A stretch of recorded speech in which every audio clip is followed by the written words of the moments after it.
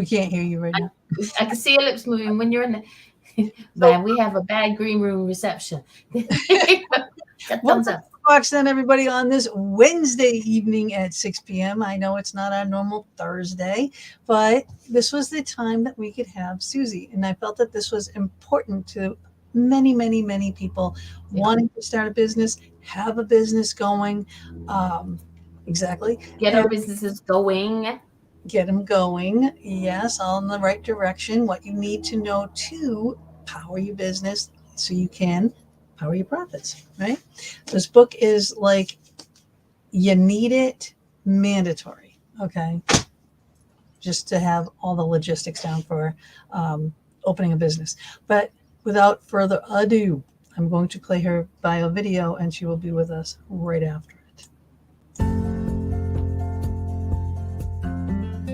This week in the Fox Den with Gina B and Mama D, we welcome Susie Carder.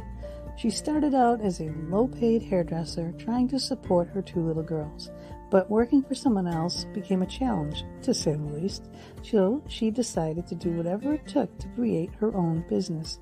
After much blood, sweat, and tears, mixed with cheap mascara, she went on to create not one, but 2 $10 million companies. Her core genius is the ability to simplify complicated issues by creating simple, proven systems that are guaranteed to create dramatic growth for any company. She has helped over 100,000 entrepreneurs increase their revenues by more than 3,000% and worked with top business moguls including John Assaraf, Lisa Nichols, Steve Harvey, Doug Carter, and Paul Mitchell. Tonight we will be talking about her latest book, number 10 in the line, Power Your Profit. It is a bulletproof start-to-finish plan to take your business from startup mode to the multi-million-dollar mark. We welcome you and everyone to the Fox Den.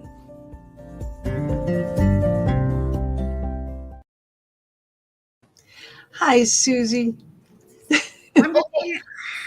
The crap is wild. There you go. We keep needing to get one of those things, boxes that gives us sound effects. But I really, the thing that about the video that always makes me giggle, no matter how many times I hear, is when Gina says about cheap mascara. I was like, I use that so many times. I busted eyelashes because of cheap mascara. Yeah. I still use cheap mascara. Salt and Maybelline, just don't go changing this. Exactly. Yeah, If it that's works, it works, right? that is so very true. I mean, I had like a whole bunch of questions too. I wanted to ask you about hairdressing, but maybe after the show. But I want to know first and foremost. Okay, I want to know your secrets. Okay, so share your secret. I will tell you a secret. I think before you hear who I am, I think I'm the entrepreneurial journey, right? I'm the perfect example of doing it all wrong and then getting it right. Right. Starting out as a low paid hairdresser. I really thought when I went into that business that I would show up and have a clientele. I didn't understand that I was my own business owner within the business. So it took me about 6 years to figure that out, and not making any money. And it really came to a precipice. I was a single mom, had no child support, no alimony, and there was no more option of trying to figure it out. I had to figure it out. Yeah. Right. And Right. so looking at building a business, I didn't have money for coaches. I'm seasoned, ladies. So there wasn't the internet, right? There wasn't podcasts. You'd go to the bookstore. Remember Barnes and Noble? And Yep. you'd go to the bookstore and I'd go, okay, I need to put a marketing plan together. So I'd go to the bookstore, find a marketing plan. And I didn't even have money to afford the book, the $20 book. I'd have to write the book title down. Then I'd go to the used bookstore and try to find it there. So I'd get it for 25 cents, right? So my kids grew up reading and, because we were always at the bookstore. So I'm like, holy crap, I got to figure this out. So as a hairdresser, even before I owned a salon, I was doing $250,000 a year, working 3 days a week. And I thought, okay, well, this is what people do in this industry. I started working for Paul Mitchell. And Paul Mitchell said, how are you making all this money, right? The average hairdresser back then was making 30 grand a year. And I'm like, oh, well, I put in these marketing programs, referral programs, retailing. And like, oh my gosh, could you teach our salons? And I'm like, sure. You guys, I didn't know what that meant. Exactly. Wasn't a speaker, didn't know how to speak, but really had a passion to want to help the industry. And I realized when I was working with Paul Mitchell, it's like people were waiting, just as I was as a young entrepreneur and a young hairdresser, waiting for clients to come in. Well, that just didn't happen. You have to go get them. And so then as I was speaking with Paul Mitchell, they're like, oh my God, love what you do. Do you have a book? I'm like, no, I'm a hairdresser. I just want to share the good news. I'm just give back to my community. They're like, oh, if you write a book, we would buy it. I'm like, oh my God, I'm going to write a book. Didn't know Write a book. I'm writing a book. And then I thought I would be famous. I'm like, that's all I have to do is be famous, write a book, and I'll be famous and make millions. Well, both of you ladies know that's not how that works. Nope. Not at all. Not at all. So I had to figure that piece out, right? I think, God gives you a lesson. I call God, you can call it whatever you want. Like those lessons could be challenging, right? So my very first event, I was so excited. There was 300 people. All I had was my little book, right? And so I didn't have anything else to sell. And I watched, 300 people, about 200 people got up and went over to my line. And I felt like I had arrived. I got my pen and I'm signing books. And, so I made about $2,000 that day. But I was excited. I'm like, that's I know it's not bad for a day per se, right? But then what happened next? Because this next guy comes up and he did not look like he was in the beauty industry. I was poo-pooing him, judging him, like he's not good. And he was selling a $2,000 product. I'm like, and my limiting mindset was like, they don't have $2,000, right? How are they going to invest $2,000? Ladies, I watched these people go from my line to his line. He made $300,000 that day. Like I'm calculating it. I'm like, I get it now. Like it was such the slap down, but such the breakthrough that that was divine timing right there. God gave me that lesson. Like, oh, you gonna judge? Let me show you, little one. Right? Exactly. We can all be humbled no matter how big, Exactly. And really, I didn't have a plan or a strategy when I launched the training business. It was just like, you would go, oh, well, can you coach me? I'm like, sure. Then I'd go to the library or go to the bookstore. Like, what does that mean? Coach you. Yep.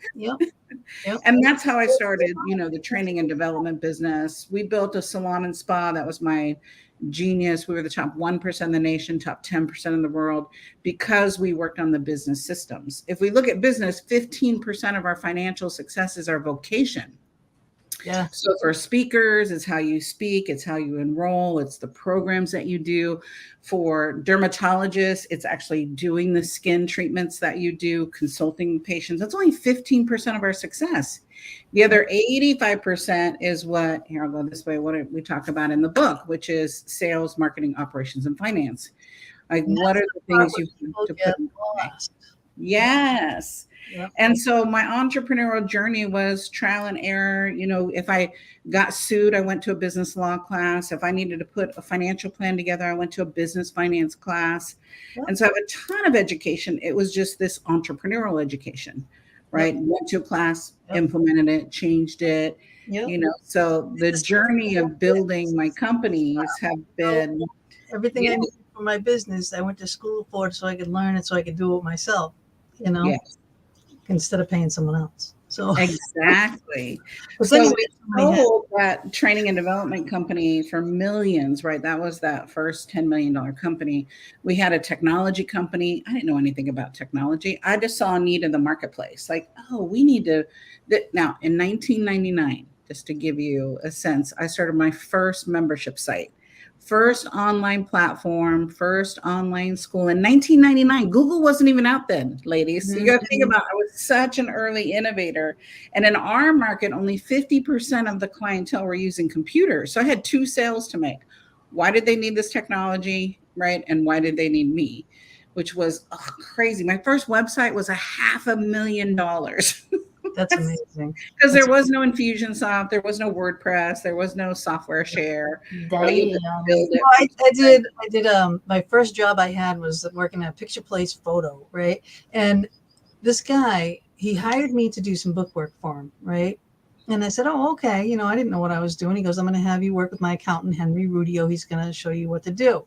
So I started out doing, you know, receivables, right? So I'm doing all, and I'm, you know, balancing checkbooks and all this stuff, like box after box. Then after I get caught up, he takes me to his house to a whole garage full of boxes, right? Once I get through all of that, which took about a year and a half, okay, and got him all caught up and everything all done properly, because I learned from an accountant, you know? Yeah. I mean, you can't get any better training than that. But then I was done. And at that time, you know, computer generated things weren't even in the picture at that point. I mean, I was doing computer generated slides because I didn't know anything about his business, about processing film or anything like that. That's when you could actually take rolls of film to the place to have them developed, you know. We used to make posters and things for people. I was making computer generated slides where I actually had to phone in, hook it up to the machine so that it oh my God. and then it mailed to me the slide to see, and then I'd have to look at it to see if I did it properly, because it was like click 1 to this degree, way that, you know, all this stuff, and not like today you can just draw on a screen, you know. So yeah, I get you where, you know, where you start these things and you're the first ones in the field, you can pretty much name your price when you do it. So you make a breakthrough like that, it's fabulous, you know. I think you dream it, and then I love being an entrepreneur because we just dream it and then we go figure out how to do it, right? I think when I got married first time, my grandma pulled me aside and she said to my future husband, I don't know why you're marrying her. She don't listen. Oh my God. As an entrepreneur, that has helped me so much, because I don't, you know, I got to figure it out. I'm a tough nut. Like, let me understand. I'm not going to just do it because you say to do it. Like, let me see if it works for me. Mm-hmm. Right. My first $1 million business, I've had 10 companies. My first $1 million company, I made $1 million, and I was in every magazine. We won every award in the fancy awards. We were going to galas. And that year, ladies, I lost $70,000. And I'm like, holy hell, Batman, this doesn't make any sense. How do I do $1 million? Because you know that $70,000 had to come out of my pocket. Yeah. Right. I didn't get that paycheck. So I'm like, wait, this is not fun.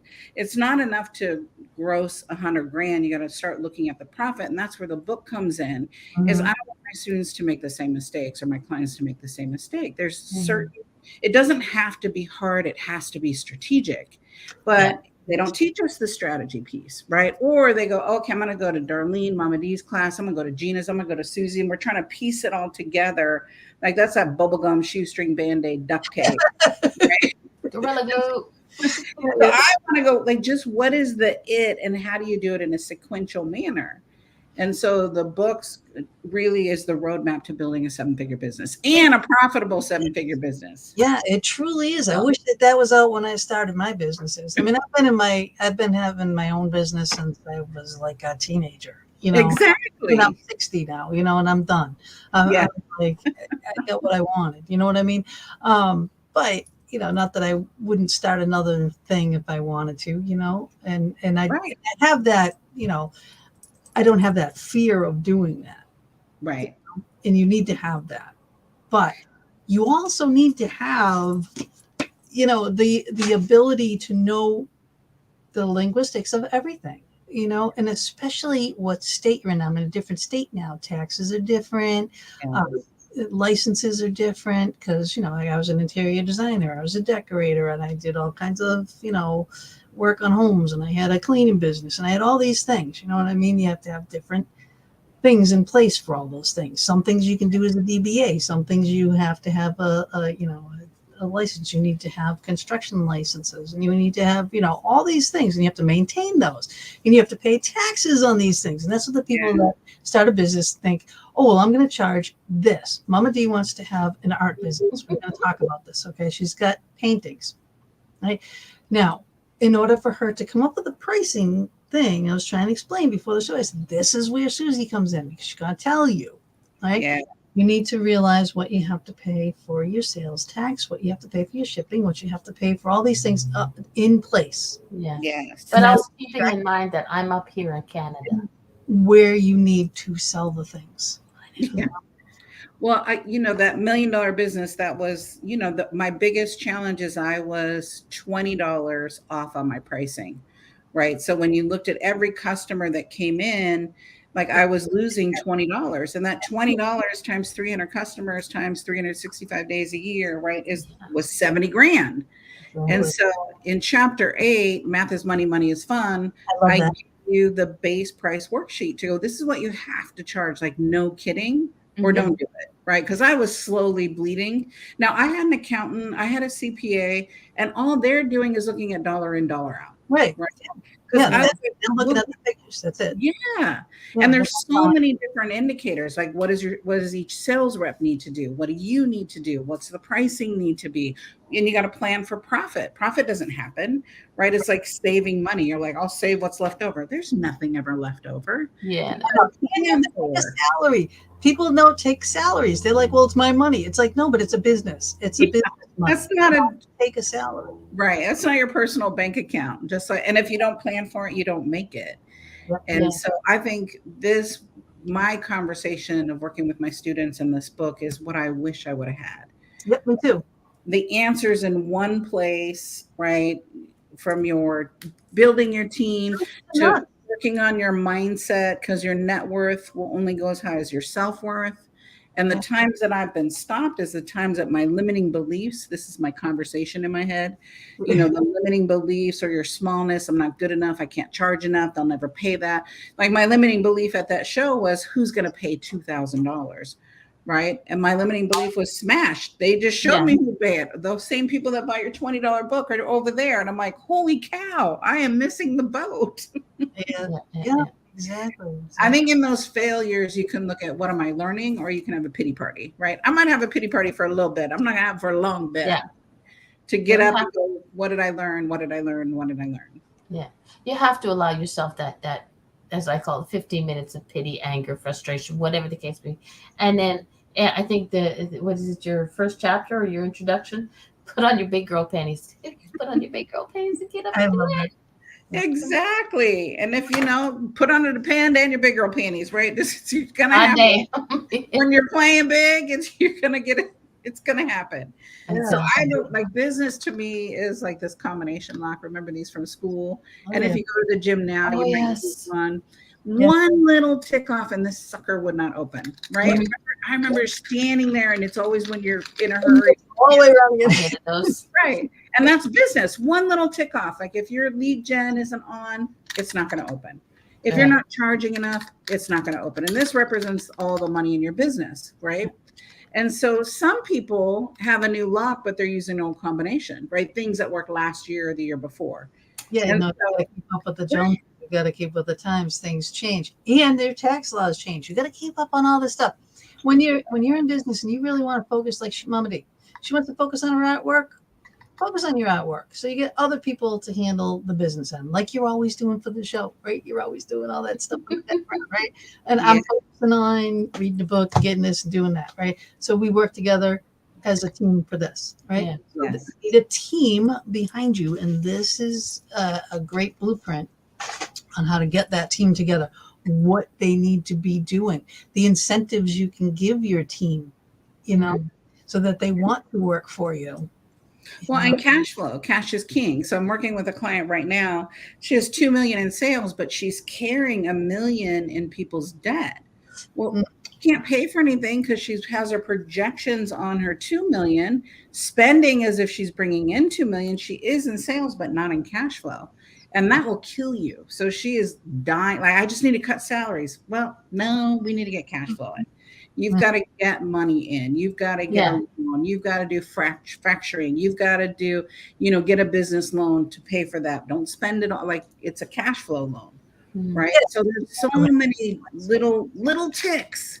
It frustrates me. I hate it when my team gives this back to me and goes, Susie, are just combinations off? I'm like, I don't want my combination to be off. But it is. But at least I know, right, to go, what part of my combination is off? Yeah. And I think the longer you're in business, I love the analytics because numbers don't lie. Exactly. And I always say that when kids are trying to learn math, I'm like, think of it as money. I've always said that. You know, math is money. And when you have that chapter in there, money is math, math is money, math is fun. I was like, oh my God, I love this girl. I love this girl. And how many times did people say, like, my ninth grade teacher, Mr. Syverson, said, don't do anything that has to do with math. You're not good at it. I'm like, first of all, who puts the alphabet in math, right? That's we're doing algebra. Like, I'm never going to use it. I don't use it now, right? And so, I did for my work. I do, for construction, you do that all the time. There is alphabet and math. However, just basic math though. But if I want to listen to him, right, because I'm in P&Ls all day long, right? I'm doing projections all day long because I'm looking at his money. Like now it's so fun because nobody told me, Gina, if you would have said do it as money, because same as you. And, I started my business in 10 years old selling everything I could. Because 9 years old, my paper route, 12 years old, I worked at a fruit stand. This was the thing that was the breakthrough for me. Right? I worked at a fruit stand for a family. It was my closest friends. Okay. And the whole family were all self-employed, all of them, right? I made more money in a weekend working for them than my mother did working all week. So that sparked it in me. Yeah. That and my dad always saying you can do anything. If someone else can do it, so can you, Right. I know. Isn't that great philosophy that you don't even realize until you're a grown up to go, that was such great coaching. My dad said, Sue, you can do whatever you want. Just go work hard. Now, my challenge has been, I don't have to kill myself to make money, right? That's the work hard part. It was ingrained in me. Like, I can make as much money as I want. I got to work hard. Like, no, let's shift that. I can make as much money as I want, period. Just period. Right. I don't have to work hard or kill myself or not have a day off. And, I think that's my message to entrepreneurs. That's what I did at first was I killed myself, literally, because it was everything I did was physical, Right. And then you come home and you got to do all the paperwork. So you're up all night doing paperwork or payroll and this and that and taxes and, quarterly taxes and payroll taxes and all these things, the business things you do need to know, Yeah. And you got to keep up with. Otherwise, so many of my clients have been embezzled because they didn't know, right? They're like, I'm just going to let Gina handle it. No. They can do the work, but you have to understand what the report means. And I sucked at it in the beginning. I was like, why do I have to have two P&Ls? This makes no sense. One says I have money, the other one doesn't. I don't like this game. I just want the one that says I have money, which is my client right now, right? She has got 2 million in sales, but she doesn't have 2 million in cash. And she's like, I don't get it. We're doing so well. Yes and no. So let's figure out that cash flow. P&L for the people that don't know. All right. Yeah, thank you. Yeah. So P&L is your profit and loss, right? That's money in, money out. Accrual is what we sold. Maybe we didn't get that cash collection in. So in her instance, she sold 900,000, but she only got 100,000 in payments. So all you have is $100,000 to spend on a monthly basis, not the 900. You can't go shopping. And as entrepreneurs, we just look at the 900 because that's sexy and go, woohoo, I can go on vacation. That's the power figure that you can get the loans for. Exactly. Use that, but your actual money you have is a different story. Whole another deal, right? Cash flow is different than sales. And, and it takes a minute. I think why I'm so successful with my clients is I have grace because I sucked at it, right? We're just not taught this side of the business. We're taught, go get customers, go do the service and be amazing at the service. And you have to be amazing at the service. You have to have great customer service, but you got to manage all this other stuff too, right? That maybe not be fun. Like in all my businesses, the first person I hired was that operations person. Because the operations person is the glue. They're the meat and potatoes, systems, strategy. The only way I was able to sell my business for $10 million was because everything was systematized, right? And this was back in the day when everything was in a filing cabinet and everything was paper. I had binders and everything. Right.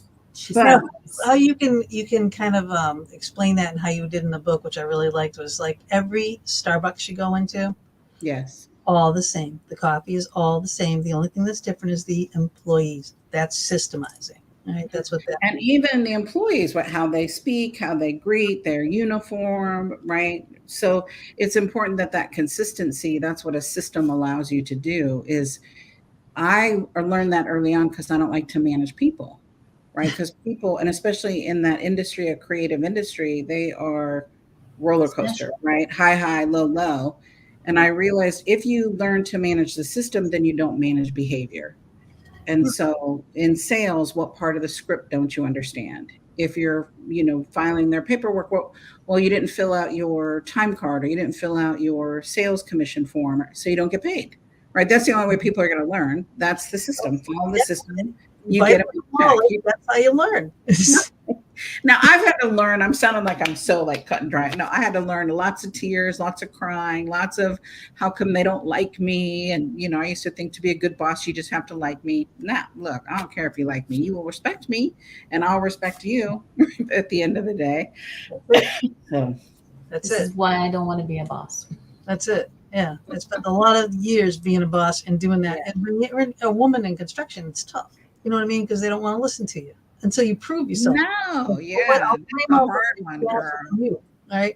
And Beth, all right. So you want to listen to me? It's like, electricians have their little stick up their asses and everybody else. You know what I mean? Like, oh, well, I don't have to listen to you, blah, blah, blah. Yeah. I'm going to do my job. I'm like, you're going to do your job when I tell you to do your job because the plumber's coming tomorrow, right? So I want this done, I want that done, and then the sheetrockers are coming the day after that. So shut up and do your job.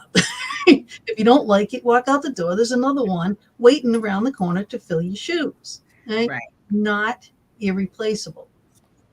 Right. I think that's where we just get held hostage by employees thinking that there's not somebody else. And I realized the minute I release someone that's like that person, the next best thing comes in. Exactly. Right? Because you don't hire the same person because you're not the same person. And really 90% of my team, I just outgrew. Right. So they weren't keeping up with me. They weren't keeping up with their trade. It's like, I need new skill sets because a $250,000 business is different than $500,000. $500,000 business is different than $1 million business. What they want to do for you, the growth, because then you could have animosity, as you're growing with someone that came in from the beginning, like, well, you started out with only $100 in your bank account and now you got 100,000. So, but right. So why are you treating me differently or why can't I do that? And then maybe they want to start stealing or they want to start whatever, jealousy provokes a lot of weird behavior in business, but if you give, now you talk about this though, about giving employees incentives and, reasons really to stay with you. Well, I think we forget that employees are our number one team member, right? We go, oh, well, my client is Gina or my client is Mama D. Well, that's the customer and that is important, but my first client is my team member, right? I've got to take care of them. And I think we get a little jaded, right? Because we're paying them, but a paycheck, they're doing work for that. So how do I keep my team motivated? And, I no longer, and I talk about that in chapter 4 about selecting the right team of a software I use called Harrison. It is the DNA how to manage somebody because I'm very empathetic, right? I'm very compassionate, right? So if you're crying, I'm crying. So, but then they walk right over you. Right. So this Harrison assessment shows me your cultural belief. Are you going to be a cultural fit, skill set, and behavioral belief, right? And then it'll show me what's going to show up when you're stressed out or when you're under stress. So I no longer have to guess how to manage you. I no longer have to guess or wait 6 months to go, here's the real Gina, right? Is day one is manage people from a process versus managing people from my behavior or managing from my feeling, right? We don't want to manage people from feelings and you don't want them managing their clients from feelings. Yeah. So I think what the power is when you have systems, you can manage the system and it gives me freedom. That's why I love systems because it just gives me more freedom to be able to have straight conversations, to hold people accountable, to hold myself accountable. Because I can look at my company. If I don't have the sales there, that's because I didn't do my job. Right. I either slacked off. I might have the time. I have time in my schedule every week to do sales. And then sometimes I don't want to, like everybody else. Right. And then if my month is low, then I'm like, well, I didn't do my job. And so, I have a coach in my business. I've got several of them, 2 financial coaches. Excuse me. I've got a business coach. I've got a health coach. I've got a fitness coach. Now, I don't use them all at the same time. I'm going to experts. All in one day. Get it all. Exactly. When is your time to work? You're always being coached. But I think it's important to go, what's the skill set I need this year? Right? In my business, I look at my business and my personal life. What's the skill set I need in my business this year? What's the skill set I need in my personal life this year? What are my goals? And then who do I need to help? Right? Sometimes it could be virtual people, and you're either listening to a podcast like yours or listening to a podcast like mine, and that's development. Mm-hmm. And then other times it's like, no, I got to go to a class. I know me. I need to work with someone one-on-one. Mm-hmm. I'm a smart rat, so I can. PowerYourProfitsPodcast.com. That's for our audio only audience, and go there and you can learn a lot more about Susie and all that she does there too. Mama D will be right back. Okay, so she wasn't dropped or anything. She just had to go take care of an issue at her house right now. So that was that. That's okay. We got it, girl. You and I got it. So. Yeah, exactly. She's the one who usually handles all the stuff. Like, she looks like she's not paying attention, but she's always like watching the different things in the chat rooms, these things and stuff. And she's replying and putting links and doing all that kind of stuff all the time. So that's like her job, But we do work well together. But when you decided. I also love. My brain is like on fire. I love business. I love every aspect about it, and I think everyone should have their own business. If they can, if they're capable. Tax write-offs alone. You have to have a mindset for it. But when was it that you decided, and you write about it, about starting a business and to sell? Right. So you always have to think about it as this business I'm going to sell. Now my business, my cleaning business, I could have sold, but my niece worked for me. And again, this is a bad thing too. If you have family work for you, because then it pulls at the heartstrings. I gave her the business where I could have made money, Right. But. Well, again, we weren't really taught. I think Michael Gerber is the one that really started teaching us to build a business that's systematized. And so early on in business, I went to one of his seminars, or someone that, I don't know if it was him or someone teaching his content. And he said, listen, if you have to be in your business every day, I want you to raise your hand. So of course my hand went up. Mm-hmm. If you have to be in your business for your business to make revenue, raise your hand. So I raised my hand. If you're afraid to go on vacation and leave the business, right, or it will blow up, raise your hand. So I raised my hand. And, first my ego was like, yep, I do that. Yep, I do that. Yep, I do that. Yep, I do sales. If you do the marketing, if you do the operations, if you do finance, raise your hand, right? And they're like, well, welcome. Now you know why you're Sybil. And now you understand that you own a job, not a business. So I'm like, huh. And because I was a hairdresser, I'm like, well, how do I do that without being the top producer? Right. So I had to wean myself out of that business because I could go in and save the day. Like, oh, we need 10 grand. I'll just go work. Oh, we need this. I'll just go work. And so a true business is that you're not having to be in it every day. You choose to be in it every day and money still comes in.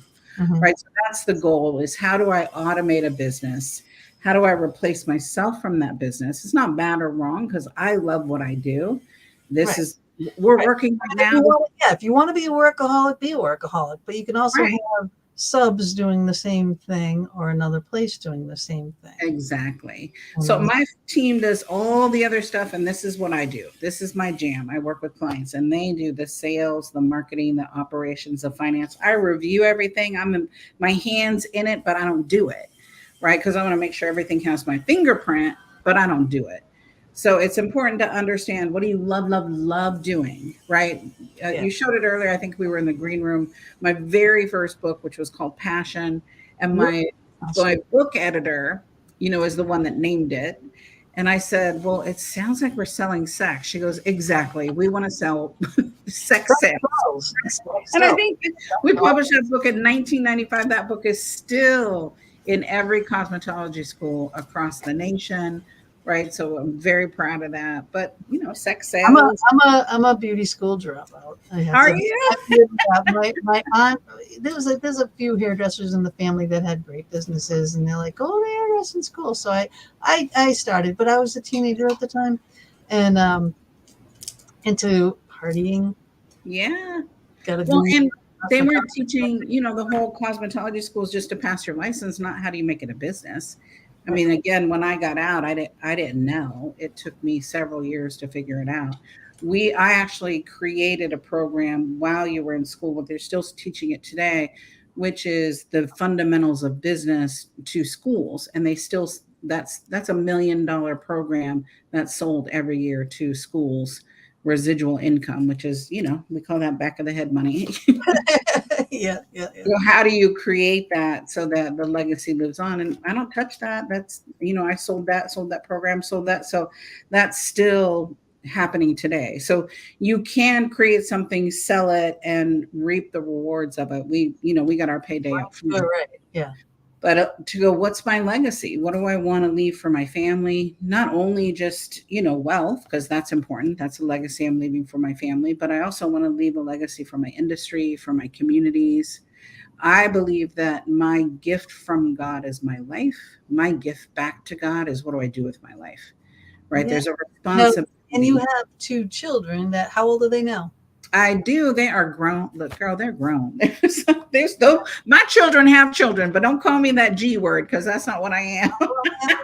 We're in the same boat, Yeah, so they call me Gigi. So I've got 4. I'm figuring out what to call them. They're 4 grandkids, right? My 2 daughters, Grandma Fox. 38 and 36. What are you? Grandma Fox. Grandma. Oh, okay, now that's a good one. I'd be Grandma Fox. That would be a good one. I like it. Whatever makes, like I think, look, I think we're too young. That's not what my grandma did not look like you when she was a grandma. And I don't look same like here. right? It's like, oh. Yeah, I know. My daughters look, I mean, so is this your sister? I mean, it's like, no, it's my daughter, and they look young too, though, like really young. Breaking the mold. It's genes. It's in the genes. Yes. Plus the hard work. Lots of hard work. And I think we take care of our health differently in our generation of how do we create longevity, right? Yeah. And I think this is the thing. Generation now, they're not workers like us. They're not go-getters like us. They think, this is definitely the age of the entitled child, that they think everything's going to be given to them, or they think that, a business is going to be given to them. It's going to be, or if they start it, it's just going to magic. You're going to come. But I think when you look at every generation, I remember our parents saying that to us and the shows we were watching, like, I look at how the shows we watched that were so scandalous and now they're nothing, right? Oh, right. And then you look at the TV now and you're like, oh my gosh, this is what my grandchild is watching. This is not good. For me, it's music. The cartoons are adult cartoons, Yes. All those underlying messages that. Oh, it's hilarious. Look, they did not just do that. I'm watching with my 4-year-old grandson, I'm like, oh, thank God he is not paying attention right now. He's playing dinosaurs in the corner, Right. When the song's playing, and just, wow, it's amazing to me. But I think being an entrepreneur and having 2 daughters, they both have that entrepreneur spirit. One is an entrepreneur. She's an esthetician and a medical esthetician, and she does makeup for film, television, and print. Oh, no kidding. And then my oldest one is an equity investor and a partner in that firm. So they both have that entrepreneur spirit. And I think as a young mom, I always felt guilty because I worked all the time, right? Yeah. And the reality was it's about quality versus quantity. And my children learned they learned work ethic, right? They had to earn everything. Yep. I remember Megan, the youngest one, crying, we have to earn everything. You don't give us anything. That's why I worked as a child. Yeah. I mean, I if we wanted a car, we had to buy it. If we wanted exactly. If we wanted anything extra, we have to buy it. We were a very poor family, Yeah. And so I made when I started making more money than my mom, I was like, well, this is the way to be, Exactly. And then I got my work ethic and my work for yourself as opposed to someone else through that family, you know. And I've loved that. I mean, my entire life, because it's been my entire life, you know. Thank God. Yes. I think it's important that we teach our children and our grandchildren. Right. And my Those girls are very things. independent, you know, stand on their own 2 feet and never I had to. watched my daughter with her daughters, and I'm like, the hard time she gave me because I made her work for everything. It's like, see, now you understand. She goes, I know it was brutal, Mom, but this is not a gravy train. She does not get anything she wants. And I'm like, amen, sister, amen. Yes, you raised her right. Yeah. And that's perfect. And Mama D too, you know, her kids are doing really well for themselves too, you know, so she's done a good job with that. But I want to get her, you know, into this mindset that she can do this with the business, and, you know, and get her ducks in a row and her questions answered. So then like the thing for her would be to do business coaching. Yes. This is what you do now, because this wasn't available for us. Right. It really wasn't. There was no coaches. And then my friend, you know, Rosie, family of lawyers, and she's a life coach, right? She went to Harvard, you know, majoring in general nothing. You know what I mean? And I'm just like, you know, she's like my friend, right? Everyone else is a lawyer. But I was like, what's a life coach? That's when I first learned about life coaching. It was way back then, was through her. And then I still didn't get it. I'm just like, you getting paid for that? You really getting paid for that? How are you getting? You tell people how to live their life, and they're going to give you money. Well, take the old school, right? Therapists, you know, it's really therapy in a different way. And so looking at making sure people have the credibility to do it. I think one of the downfalls that the pandemic did is then everybody became a coach, whether they had credibility or not. Right. I think it's important to do your due diligence with anybody, myself, to go, is this person right for me? From strategic development to a life coach, you know, anyone that's going to help you get over that hurdle. If you look at anyone that's up to anything in life, they have amazing people around them. And you have to earn the right to call yourself that, whether it's a strategist, a coach, a life coach. What gives you the right? Are you certified by a credible institution, or did you just decide to put it on your card, right? I'm a coach. Like, what is that? What are the things that you accomplished? You know, clearly she's a Harvard grad. That's no small potatoes. My daughter went to Harvard as well. You are the top 1% in the nation, right? Academically, to be able to be in that institution. So that says a lot about her drive, her character, her commitment, her especially a woman going to that school, you know. So looking at so different from her whole family. They all went to, you know, law schools and all Ivy League and everything, and they all, you know, followed in Daddy's footsteps, and were all very, very, and still are very, very successful lawyers. She didn't want that, you know. But loves people. She loves, and she always wanted to help people, you know. But they made her go to school there because everyone else did. You know what I mean? So she still followed her own path, but she's very passionate about it, just like you are. You know, that's what you got to look at. You look at when you're going to, quote unquote, get a coach, look at their achievements, follow all the things. You have everything. You have books, amazing book. All right. Thank you. For business, for sure. And podcasts and appearances and you know, television appearances and everything else. You're so fierce with that message. That is the type of person you want in your corner. Yeah. That's what you want to be hungry. If you're going to be in business, you got to be hungry. You got to want it, you know, and you got to drive, and you have to do this. You have to open those doors. You have to do your due diligence and do your research. And it's so important. I think we've all had those teachers, mentors, coaches that taught theory, right? And you know, when you've been in business long enough or you've been around long enough, you're like, that is not going to fly in the real world. What have you done? I remember one of my first this lady wanted to manage my finances. And I'm like, well, tell me about your portfolio. She goes, excuse me? Well, tell me about your portfolio. You want to manage my money. How is your portfolio doing? How much do you have invested? She goes, well, that's rude. I'm like, I'm asking you the same questions you're asking me. You want to know about how much money I have and what my portfolio has done in the past so you can help me increase it. I want to know the same thing. She won't answer me. So I'm like, this is not gonna work. There's no transparency, and you're just selling me a product. I'm not interested in that. I'm looking for results. Right. I'm so committed that my students get results. If they do the work, the program, my fees will pay for themselves. If they don't do the work, it's expensive. Right. So I think it's important for us to look at how are you quantifying what it is that you're up to and what you're doing. Right. Sexy names for that. What are those key performance indicators? Like I have 10 businesses, 10 multi-million-dollar businesses, 2 $10 million companies. I've had many failures along the way, which I'm happy to talk about as well, because I think I've learned more in those than I did in the heyday.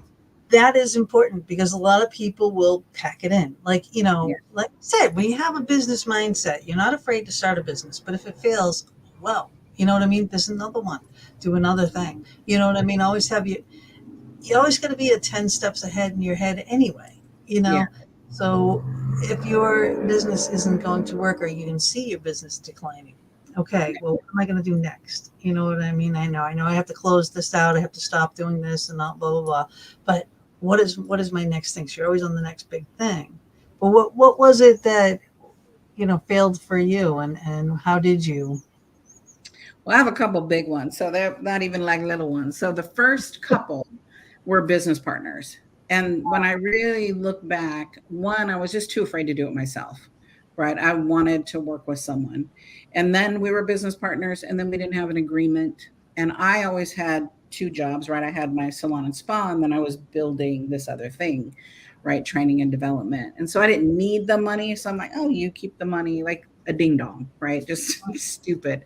But I didn't know about business like that, right? I didn't know anything about partnerships. So those were huge failures. And then getting out of those it was really an entanglement versus a partnership.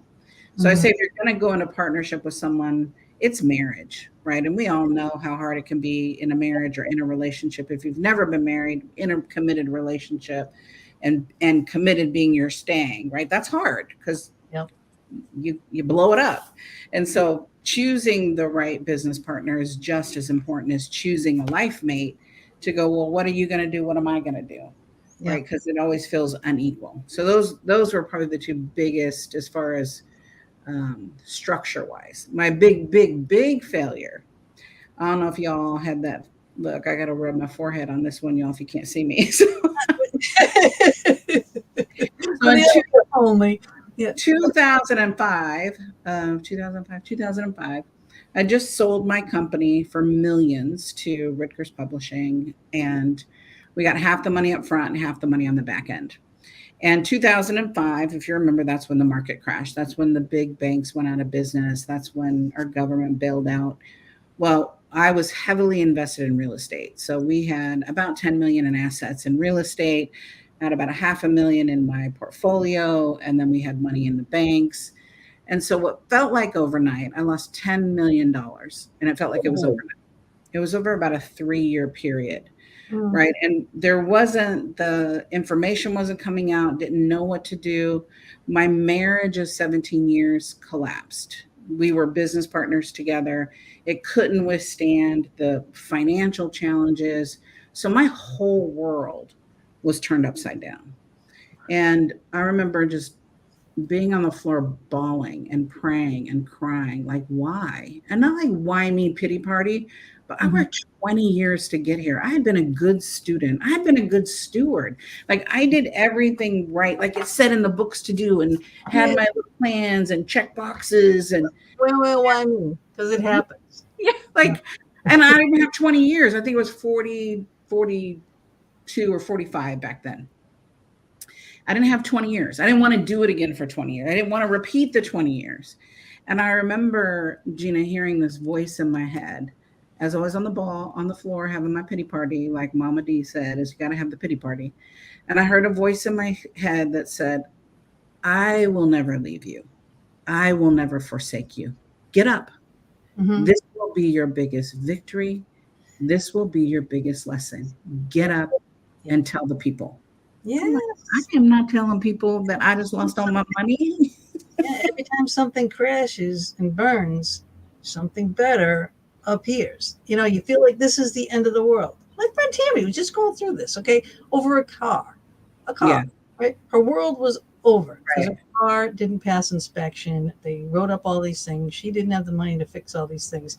And instead of, putting money and trying to find money to fix all these things with the car, she just went and traded it in and got another car. Now life is happy again. All right. Right. It's just like, yes, it's an emotional roller coaster, but your emotions can get the better of you, or you can put your big girl panties on and get back out there.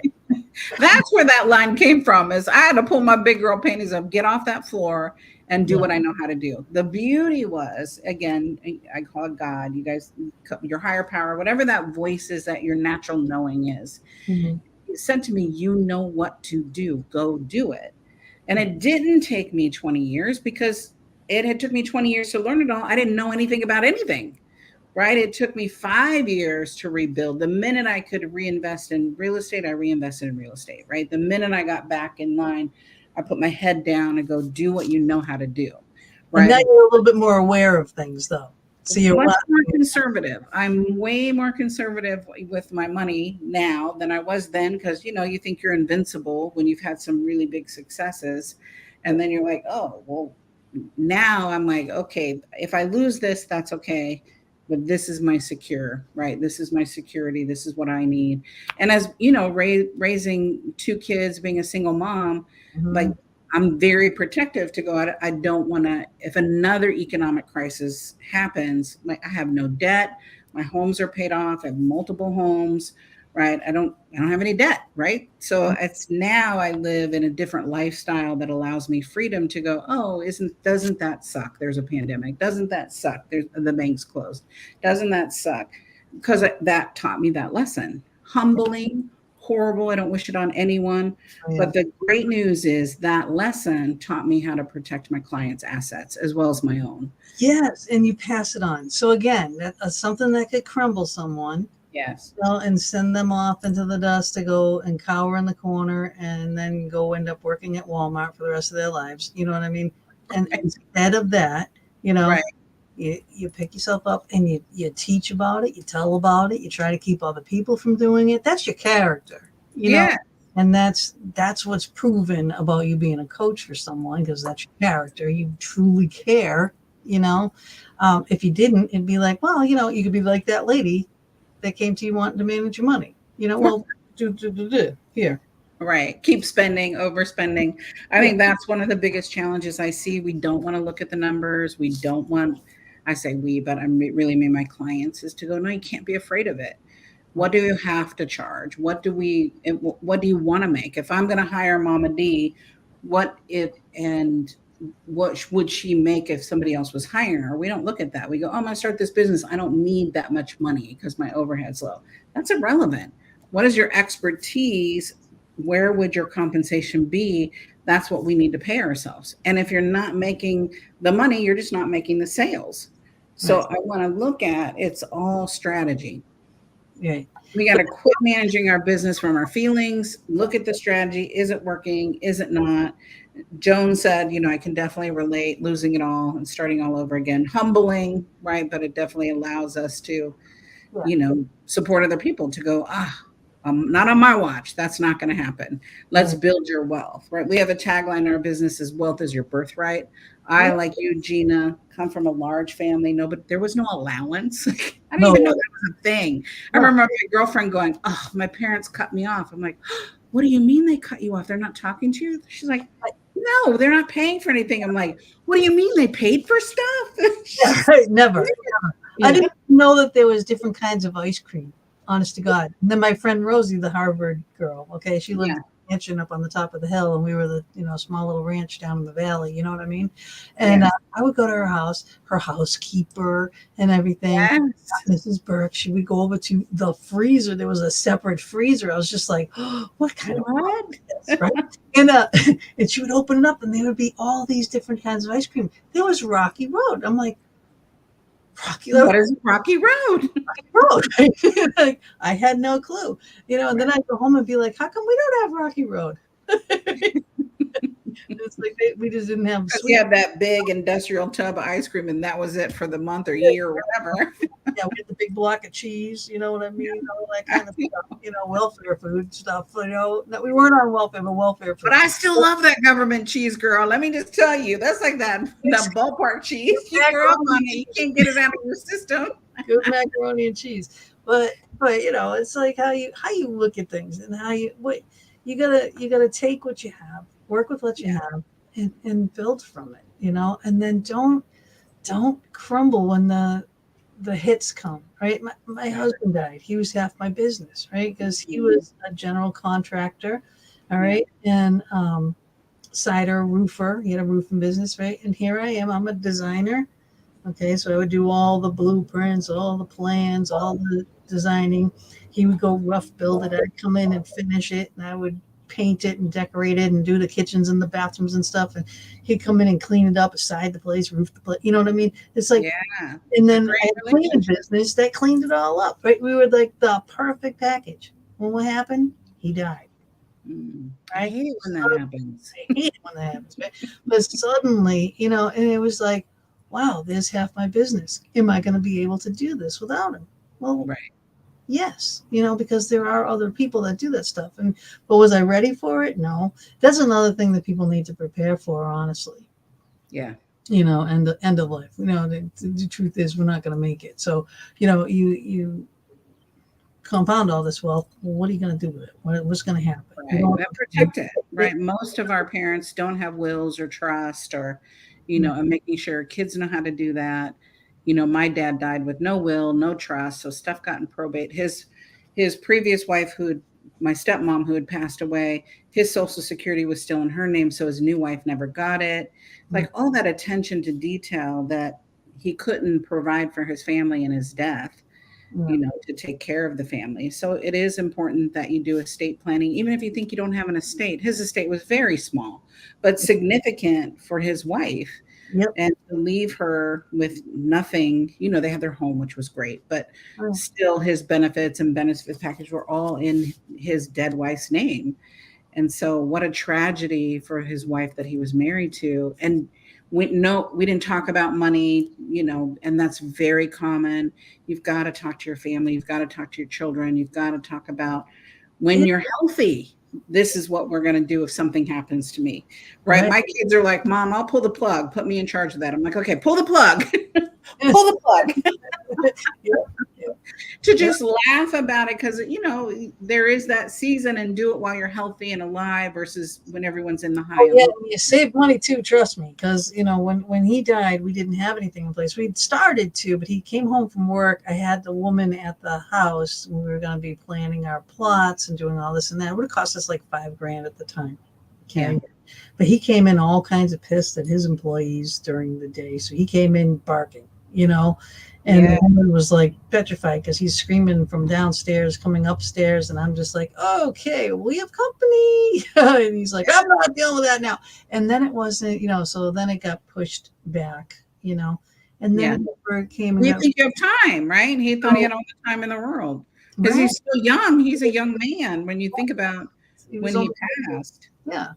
So now it costs that $5,000 ended up costing $17,000, just to have a funeral and to buy the plot and to buy everything that goes in it and the headstone and the whole service and the casket and everything else, and all these things could have been in place, so that life planning is the same thing as business planning. Everything needs to be and have a system and have it all in place and taken care of. Joan says, yes, when you're healthy, take care of things. Otherwise, you're uninsurable life insurance. That's true, too. Yes. That's true. And then Lucky said she loved the powdered milk. I'm sorry, Lucky. I don't do the powdered milk. We're talking about government cheese. She's like, I love that powdered milk. Like, oh, God. Chick beef on toast, all that kind of stuff. Oh, my God. Yes. Exactly. Yeah. I love it. Those were the days, But, well, that shapes us to who they are. You're muted, Mama. I can read the lips. Okay, sorry. I have to say, I've been sitting quietly. I'm paying attention. Aside from the fact that we have to go to a quick break for Athena's video, definitely going to be reading this book because y'all are getting me going. Good. Good. We want to get you going. That's the goal, This right? is a week for me to get myself going, and it's like, yeah, okay, fine. It's like, She's can been you smack me in the back of the head with two gorgeous ladies, or like, okay. You're like, I hear you. I hear you. Aw. Good. Well, that's our motivation. She's got a lot already. She's got a stockpile of product. I'm the artistic. I don't like. There's a young lady in the chat room, Ashley. She has. I think this is good for her. I think I'm gonna. If she wants, I'll buy her the book. She puts on all these events where lots of people rent tables and they sell their wares. And she does this, and I'd be like, I'll help you. I would never put this stuff on. Did that once a while back, and it was good, but it wasn't as good as what she does. So I know that's not my forte, but I'm there to help her. Yeah. I'm not the one who will, I'm the artistic one. I do my readings, I do my Reiki, and I do my art, but I don't know how to get further than just here. So me and the book, we're going to have a good time. Yes. The first person, I totally relate, Mama D. The first person I always hire is that operations person, right? Because I can't be the talent and do all the things, or you're working around the clock. There's no way you can be the artist and then, let me switch my brain and now I've got to go be in marketing or I got to be in operations. It's too hard to go. I always look at how much more do I need to sell so I can hire Gina, right? Or I can hire Susie, right? 2 more contracts, 1 more contract, 1 more painting, 1 more, right? When you know that number, because that motivates you, you're an artist, you go, oh, I can paint 2 more, or I can, someone's helping you with the things you're not good at. And I don't think, especially if you come from nothing, we're used to always doing it ourselves. And as an entrepreneur, right, we're the butcher, the baker, the candlestick maker. And so to go, let me do my genius and charge what I'm worth. There's a concept. And then I can hire the other people to do what needs to get done so I can deliver an amazing service versus half-ass service. Yeah. Well, it's like I've sold paintings, but they're downstairs waiting for payment to be done before I ship them off. I won't ship them without being paid. So it's like, and I'm the type of person who doesn't go, come on, guys. You ordered it. That's why you need that operations person. They'll pick up the phone and go, you owe us money. I'll do that for you, Mama. I'll be that person for you. Go get him, Gina B. Go get him. I'll call him.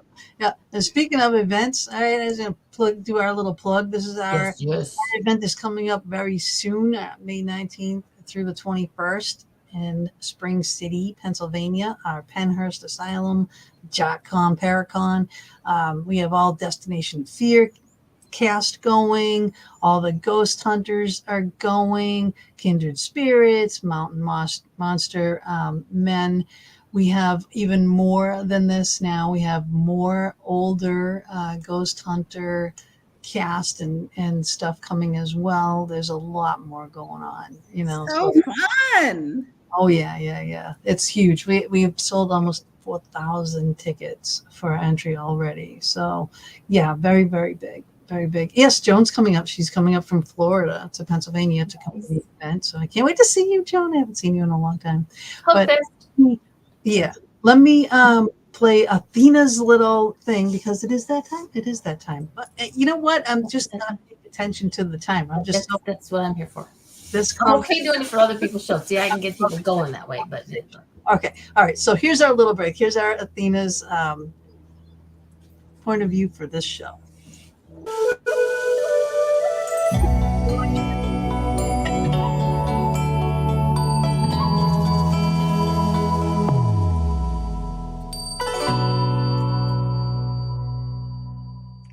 Hello, loves. I am Athena Barry, Reiki Master and author of award-winning book Raise Your Vibes and my Oracle deck, Raise Your Vibes, Crystal Cards, and creator of CrystalReikiHealer.com. And I am so grateful to be back here for another week on the Fox Den Show with our Crystal of the Week segment. So let's dive in. For this week's show, I really felt called to the energy of jade. Oh, isn't it beautiful? This crystal is amazing for drawing in abundance, especially financial prosperity, as well as love and connection to our ancestors.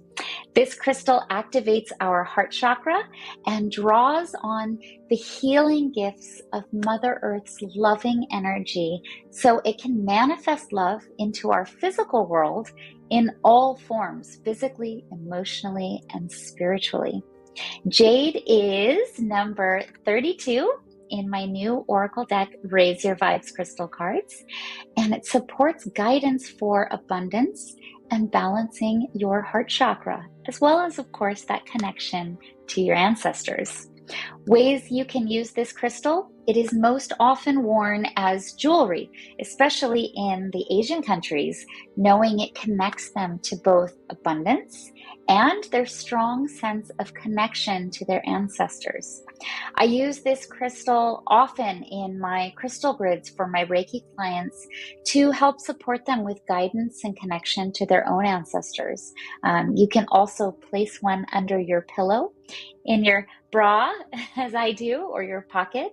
It's great in crystal elixirs, so in your water bottle, your coffee, your tea, those are great too, as well as any prosperity spells and your kitchen. It's a great place to place this in your kitchen because that's the wealth center of your home. Likewise, it's wonderful to hold in your hands or next to you while you meditate. You can also connect with this crystal with an ASMR Crystal Reiki session free. It's on my YouTube channel, Crystal Reiki Healer, after the show, of course. And of course, I love to leave you with a wonderful affirmation to help you connect to your crystal's energy. And for Jade, it is: I love life as all my needs are met, and I am supported by the wisdom of my ancestors. And that wraps it up for our crystal segment of the week. Thank you, ladies, so much for having me join you. I hope that this has brought some value to your show. Many blessings. Mwah.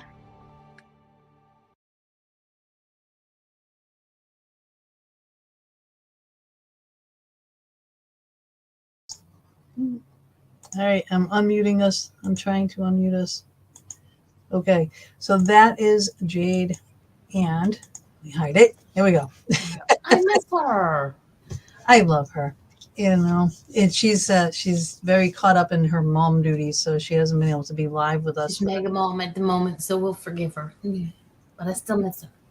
Yeah, she still has small kids, smaller teenager boys, and She's the baby of the show. and a tween. Yes. Beautiful spirit. Yeah, and it is. Yes, She always yes. is the perfect crystal for the show too. So she does her research too. Because I'm all about prosperity, right? Which is awesome. And the jade represents that. Who knew? I love that. Right? Yeah. So we have a big metaphysical, following. So we always put that in. What does this say here? I already did the EDMR by. There's a thing that she does on her page. So that's good. That's good. I'm so happy. I'm glad. And you can get her book, Raise Your Vibes, and her Oracle deck, and support our Athena because we love her dearly. Now back to our business proposition over here for Mama D. Mama, you're muted. She thought she could get away with it, but she cannot. You're muted. Yeah, unmute yourself, Mama. There we go. No. You thought we forgot about you. No, that's a good coach. Gina's a good coach. Now let's go back to you, Mama D. Yeah, Gina's good. I can give you that. Yeah. Well, she pushes that picture. It's fair. It's a fair shit. So what's your biggest challenge, Mama D? Like in launching this and really doing your passion full time and making money at it? Believing, if I'm honest, and I, it's scary that I have to say this out loud. Believing that everything I do is worth the prices that I charge. Whether it's my art or my healing or my cards, people sit there and go, oh my God, you should be charging more. It took me, when I do my consultations, my readings, It took me forever to get up to $80. I was like, oh my God, I can't do it. And I look at people and they're charging 120, 130 bucks. And I was like, oh, you can't do that. You know, it's like, so for me, it's to believe that what I'm going to charge, that my work is worth it. And where do you think that belief came from? In growing up. And what were the conversations that were had around money, value? We never had enough. We never, you know, you could, no matter what you did, you never had enough. You know, like it's a little bit different. I'm up in Canada. You guys are in the States. So we never had like the great cheese you always talk about. I married an American. He always talks about that damn cheese. I'd be like, can we get some so I can taste it, please? You know, but it's like welfare up here was a whole lot of, if you're hearing noises, it's because my big dog wants to come into the little dog. She's sniffing under the dirt. God help me. But yeah, so for us, it was like, you know, you can't do this because you don't have the money. But yet there was always, you know, we could always do something else, but it wasn't, you know, there was little things here and there. I'm like, I have a hard time discussing this. I think our beliefs, right? When you look at limiting beliefs and our beliefs, and we might know it logically. Yeah. Right? And then some of our beliefs were inherited, right? There's never enough. And if you look at your life now, and I'm coaching Mama D, but really coaching all of us, is that it's not necessarily true. Like what I see in entrepreneurs is we always make it happen. There's part of the addiction to the struggle. Mm-hmm. Right. I had to release the addiction to the struggle because, you know, money was hard, and it doesn't have to be hard. That was my dad's belief around money. Right. I really recreated my money mantra. Right. I created my beliefs around money, that there's an abundance around me. And I think working inside of your belief systems, and really in chapter 1, I talk about your mindset, and it's inherited from our community and our current community. Like, what's your current community saying about money? Am I around a bunch of lack people who say there's not enough, never enough? And we start attracting clients like that. Like they want the help, but they're like, oh, I don't have the money. And then start believing it. Yeah. Right. So, wait, I could just go shopping somewhere else for clients who can't afford me. Right. We need to pick and choose. And then we have the belief from, if we were in any kind of institution like church, or then their whole conversation about money, and then your grandparents' conversation about money. And so I wonder if, Mama D, that these are really even your beliefs, right? Or you just inherited them and adopted them to go, wait, I want a new belief. That's what I decided. I want a new belief. I don't like that belief. Yeah. And I spend years, I still work on it. I just did this exercise, and I'll send you guys both. I have a money mindset training. I'll send it to you. I'll have Sam send it to both of you as my gift for being amazing hosts and such a contribution to the community. But you do muscle testing. And so you find out what's inherited and what's in your subconscious versus conscious. Mm-hmm. Now, my conscious beliefs are completely different than my subconscious. I was working on this $1 billion project. Now, I've handled large amounts of money, and I was doing this exercise. I do this exercise once or twice a year, and I'm doing the muscle testing. And one of the questions is, I can handle large amounts of money. And if you move forward, that's yes. If you move back, it's no. And my body, I almost fell flat on my toes. And I'm like, I handle large amounts of money. Like, where is this coming from? And then I realized I've never done a $1 billion project. Mm-hmm. We've made billions, but not at one time, right? Yeah. So all of a sudden, I was confronted again by this old belief that I don't know how to do something.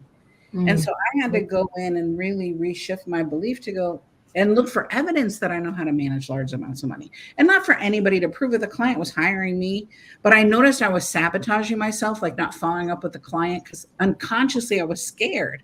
And I'm like, oh yeah, so powerful just to go, oh my goodness, all that subconscious. Now, also ancestry. If you come from a lineage of poverty, I come from a lineage of poverty. My parents, my grandparents, our great-grandparents, we were immigrants to this country. We were from Czechoslovakia, right? Came here with no money. So there was always this too big for your britches, and that I had to blow that model up, but it still creeps in there. So just because you work on it and you're like, oh, it's kind of like all that other stuff we work on. You're like, I'm here again. I've done so much work on this. Why am I here again? Yeah. Right. So we can shift it. It's just recreating it. And you know, you're very educated, you're highly intuitive, and to go, well, let me tap into my higher consciousness of what wealth could be versus somebody else's belief in our own patterns. I think there that would be a breakthrough for you, because you look at all that you've created from nothing. Yeah. You know, that's evidence in itself to go, I am worthy. Look at all the people who showed up. Look at all the people that watch this podcast that you know, love and adore you guys. You got 4,000 people to come to an event. That is banana-ramas. Right. Yeah. Bananas. That's bananas. I don't know if y'all know that, but that is bananas. That's just not happening right now. People aren't going to live events, and you guys are just like, yeah, there's 4,000 people who are not done yet. Like, what the What? That's No. Well, it's a huge place. It's the location. It's the people that we have coming. It's what we've done before. It's what we did in the past. Okay. This is like, because we work in the paranormal field now, you know? Yes, but still, it's an anomaly. I need you, to know that. We put a lot into this event, right? The first year we had 2,500 people come through. The second year we did it in the middle of the summer, and it was like 110-degree day, and everyone was baking. We spent like 50 grand pulling in during the day, big, huge air conditioning things to blow into tents, moving vendors around. We were just all drowned rats. But you know what? Everybody pulled together. Everybody had a good time. We moved people. We made sure that the people were happy, that they got what they needed, you know, and everything. And that's what shows. Yes. You know? It was our care, our compassion, and what we did to put in to show that, you know, we believe in this event, right? The sweat lodge, right? So it was, you know, it was everything that goes into it. So that's what pays, you know, and it shows in the end, you know, because you get out what you put in. You know? But if you can do it there, you can do it here, right? Money is energy, right? Worth is energy, and 4,000 people is energy, because there's some people that are struggling to get 10 people in a room, right? Or 20 people in a room. And you're like, 4,000 people. We've just done, don't discount the magnificence in that, because that can translate to our painting, that can translate to our work, you know, and your value that you bring to the world. I think a great exercise for all of us is put your badass list together. Like every year I update my badass list. Like, what are the things that make me amazing? Because you forget, like, I've been doing this for 30 years. I don't even remember what I did 30 years ago, but that's still part of my resume. And that's still part of who I am. I'm just getting my PhD in business right now. And, you know, that's huge, because of 30 years of content, like one more piece to go. Here's who I am, right? It'll be Dr. Susie Carder next time we meet, ladies. Hot damn. Cool girl. Yay. You know, Excuse me, doctor, we need an appointment. Wow.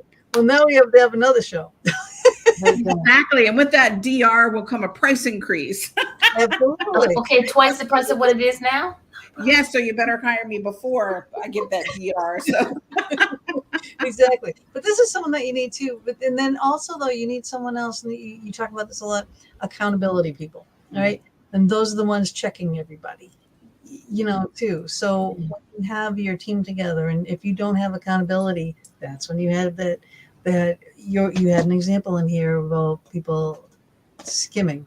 You know, a business you sold that they kept you on, and they're losing money. Well, why are they losing money? They didn't have their accountability thing in check, and people started embezzling, you know, and it can go unnoticed for a very long time. a very long time if you don't know how to look at it. One of my coaches said to me, Char Spiritos, because I don't like confrontation. I don't like being the bad guy. I don't like being the boss, right?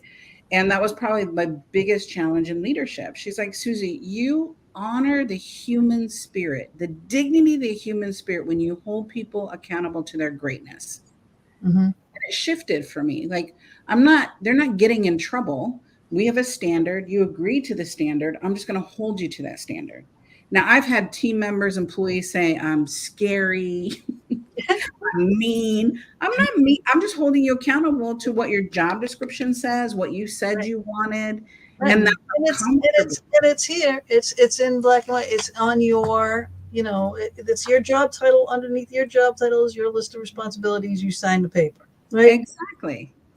And I have them for myself. My key indicators, my projections is my accountability. And then I have a team member and a coach that's holding me accountable. Did I do it? Did I not?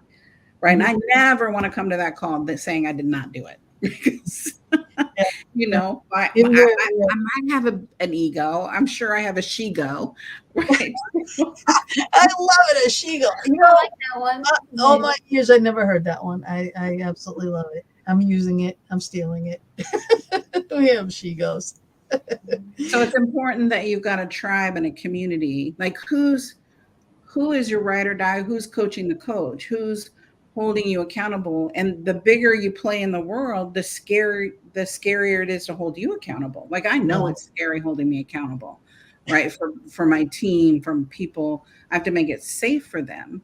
But I also know that scariness is what can keep me at an arm's distance. It's kind of my safety net. Like, yeah, be afraid of me. Don't call me on my shit. No, we have to have someone calling us on our stuff, right? Because if not, then we're mediocre. And none of us signed up in this world to be mediocre. Yeah. Right. Or average. My coach said to me one time, she goes, Susie, you know what average is? I'm like, you're right in the middle. She goes, no, it's the best of the worst. Nobody wants to be the best of the worst. I'm like, ew, I don't want to be the best of the worst. I don't want to be average. Changes again. Only 1.7%. Only 1.7% of small businesses hit the $1 million mark. That's bananas. It's not hard. It's strategic. And to go, I want to be in the top 1% club. So if that's important to go, what is that milestone that I'm looking for?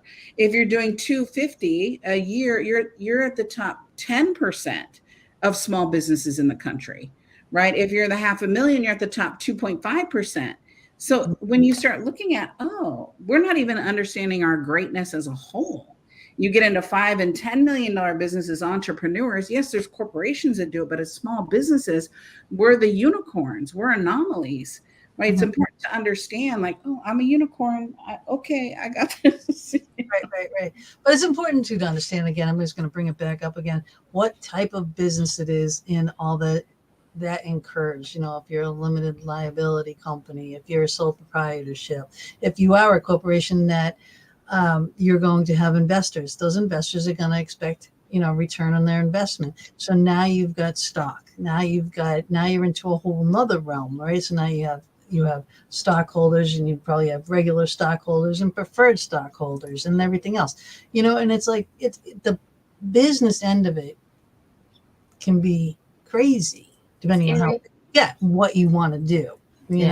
Do you want to get into all of that? But you have to hire the CPAs, and you have to hire the tax accountants, and you have to hire all those people to do that. And you have to have those people that be accountable too.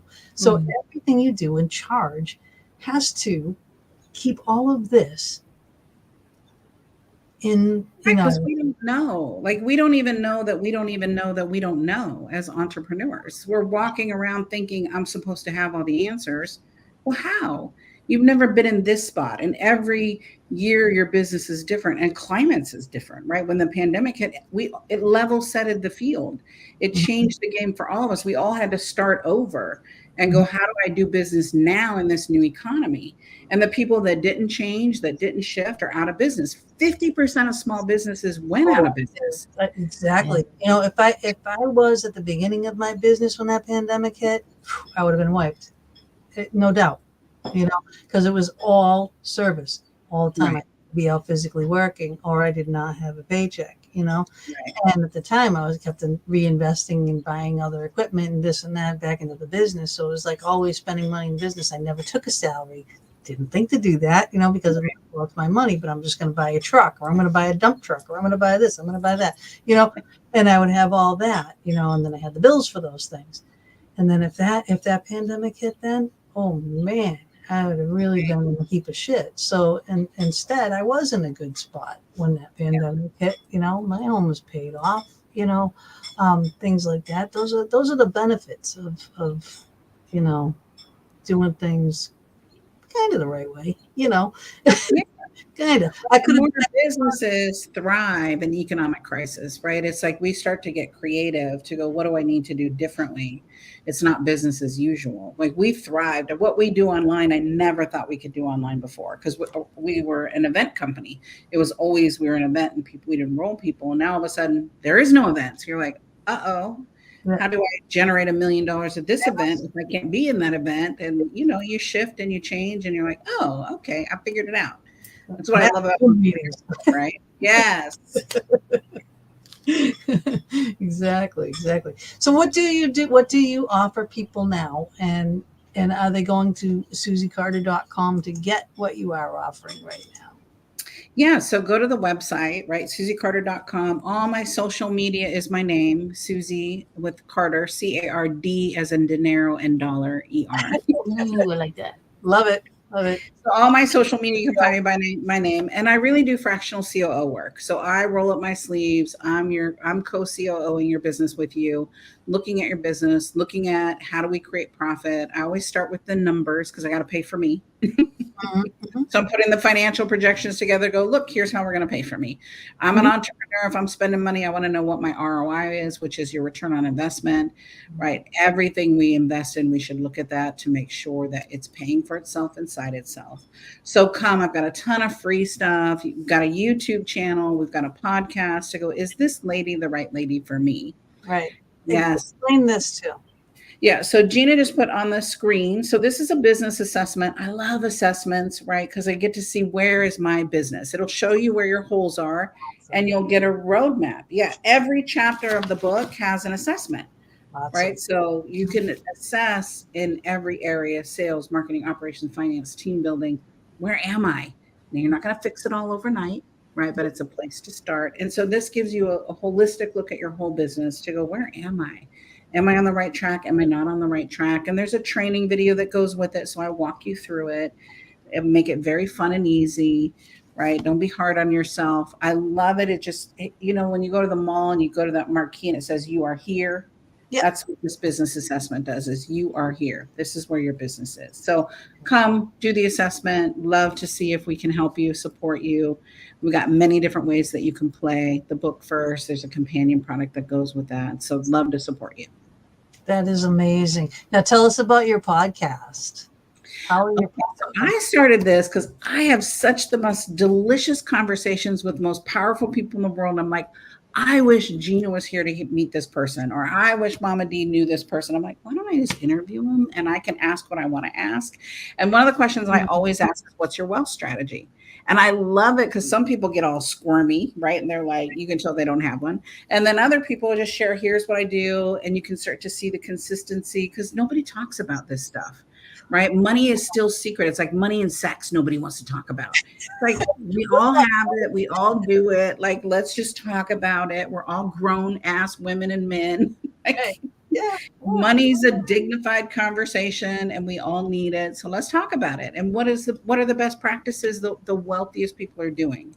So that's my goal in the podcast is just share from our entrepreneurial journey and how we built our wealth and what we're doing to build our wealth or reinventing our wealth. Like if you look at me losing all my money and then having to rebuild it, how did I do that? And how am I still happy now? And why am I laughing about it? Like that, that took some tenacity. I've been at the top. I've been at the bottom. Yes. I love it. The community's putting on in my Facebook page and my Instagram page and their YouTube page. That's beautiful. Thank you, Mama D. I appreciate that. Right. I know. I got to get back to the comments over here. Yeah. That's Mama D is like always on that. When she first came with me, like I was on her podcast. She had a separate podcast. I had my podcast. At first, I started out with Second Sight with a psychic, and then I was on my own with just the Fox Den. And then she had Fireside Chat with Mama D, and a couple of other things too. So I was on her show. She was on our show, and then she's always in my chat room, and she would always be putting up the links. And I'm like, wow, that's amazing. I love that you do that because I'm like always in depth. Right. It's hard to multitask. I'm trying to be present and stay connected. So you guys are a good partnership. I love that. Yeah. So then I was like, cool sisters. Come be the, co-host for a little while. And she's now left. So, not that I will let her, You crazy move my butt to the chair. I did. I did. Carol said she's going to order the book. Thank you, Carol. I appreciate it. I am telling you, oh yeah, and she's got a pretty good business for herself down there too. If you want to write up something up there about what you're doing, Joan, feel free. We'll share it. But this is, I have a few things all marked off, and everything, my dog ears and my tabs and everything. When I do that and write books, it's a good book. But I seriously wish I had this when I started my businesses. I honest to God do. It's so beneficial. Like I did have to go to all the different schools. I went to accounting school so I could do my accounting. I learned it from that job that I had. So I had basic knowledge, but only half, Right.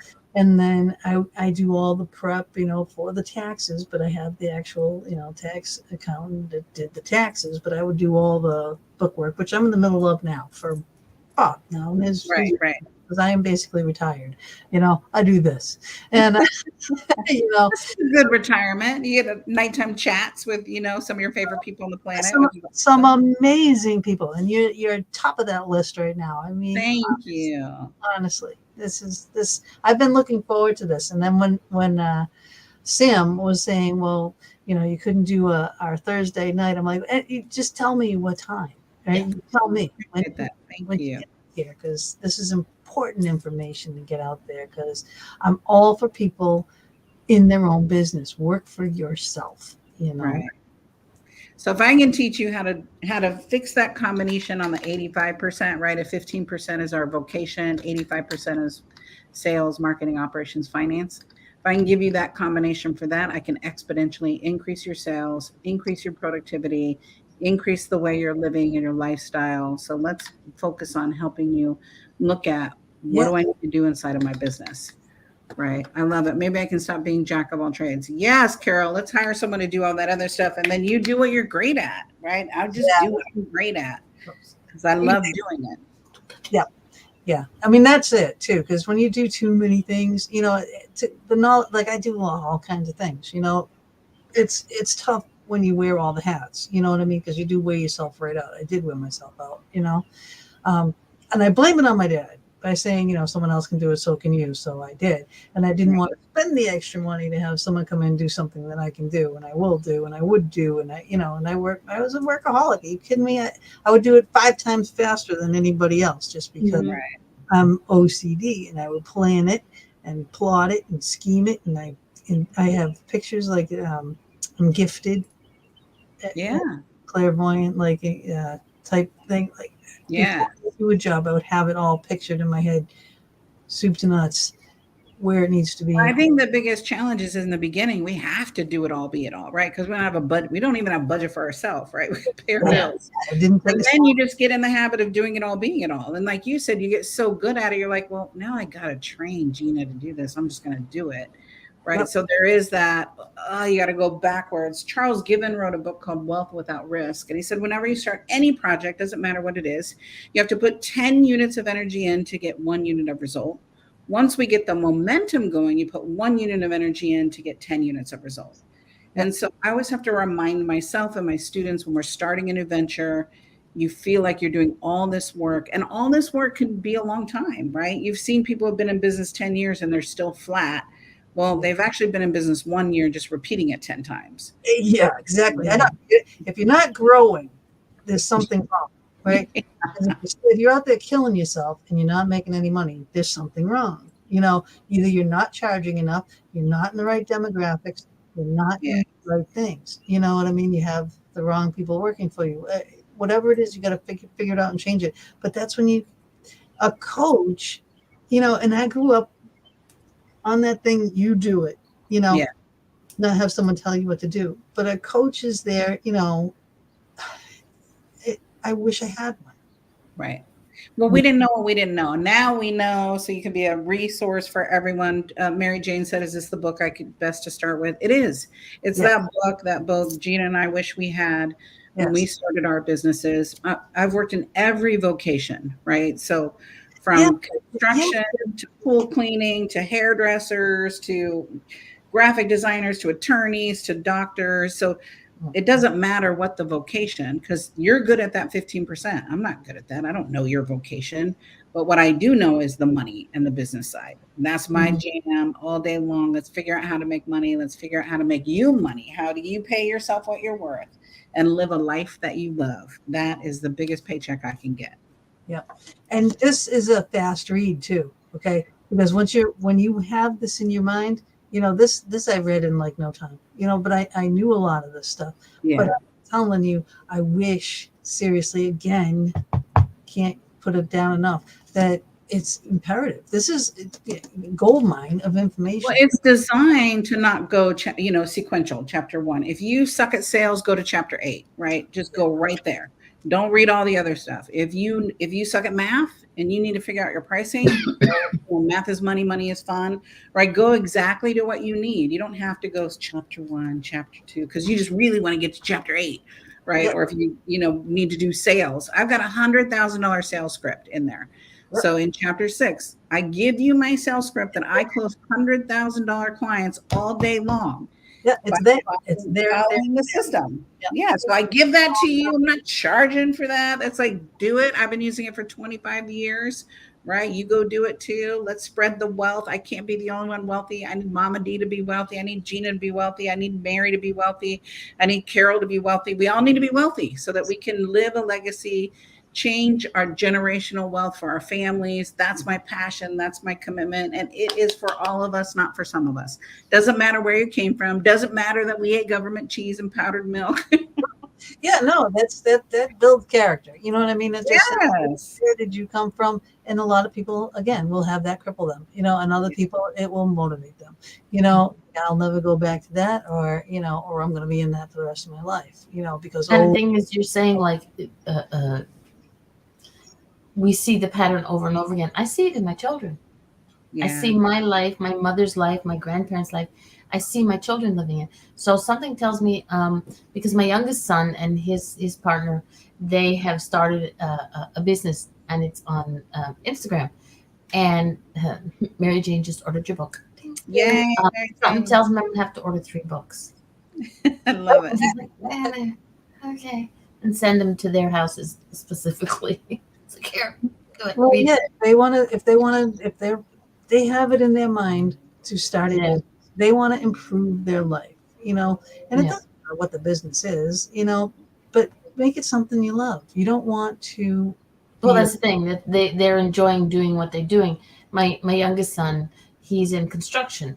Him and his wife, I'm going to call him his wife. They're not legally married, but they're married in my eyes. I don't give a shit. They are creative.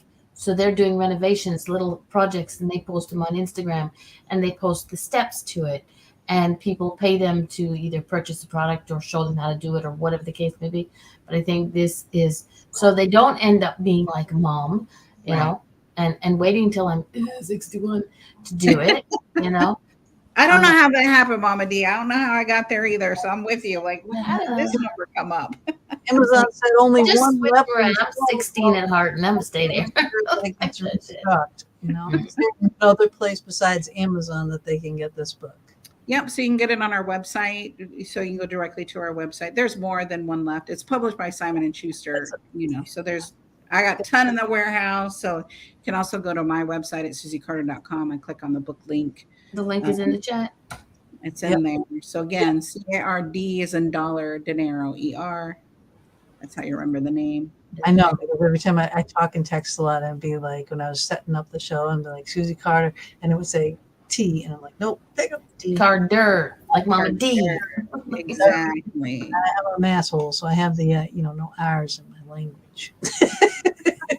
but there's also, she has Passion, that book that she put out. Yeah, for the woman who said that she has a daughter in the beauty industry, that's from the beauty industry. So that we've got a ton of products over there as well by one of the top publishers in that industry. So, there's a wealth of information. Again, I'm just committed to help you have a business that pays you what you are worth, and not what you think you're worth, but truly what you're worth based on your experience, based on your expertise, and then live a life that we love, right? Mm-hmm. So can really change the trajectory of our children and our grandchildren and their children. Let's make it a legacy play. Awesome. I love that. Now, what would you tell people that want to do what you do, like coaching? So I say hold fear in one hand, courage in the other, and jump. Right. When I started this, I had no idea how to price it. I'm just like, sure, I can do that. And then figured it out along the way, right? Really just, you have to know more than your student, which if you've been doing your vocation long enough, you'll know more than someone that's just starting out. I think we forget what our badassery is, right? That's why I said, put a badass list together. What is your badassery? I've got, I have raised millions for clients, millions for myself. I've had huge failures, huge successes, and all that helps my students. So just do it. Just what your heart says to do. I'm a believer of do what you love and the money will come.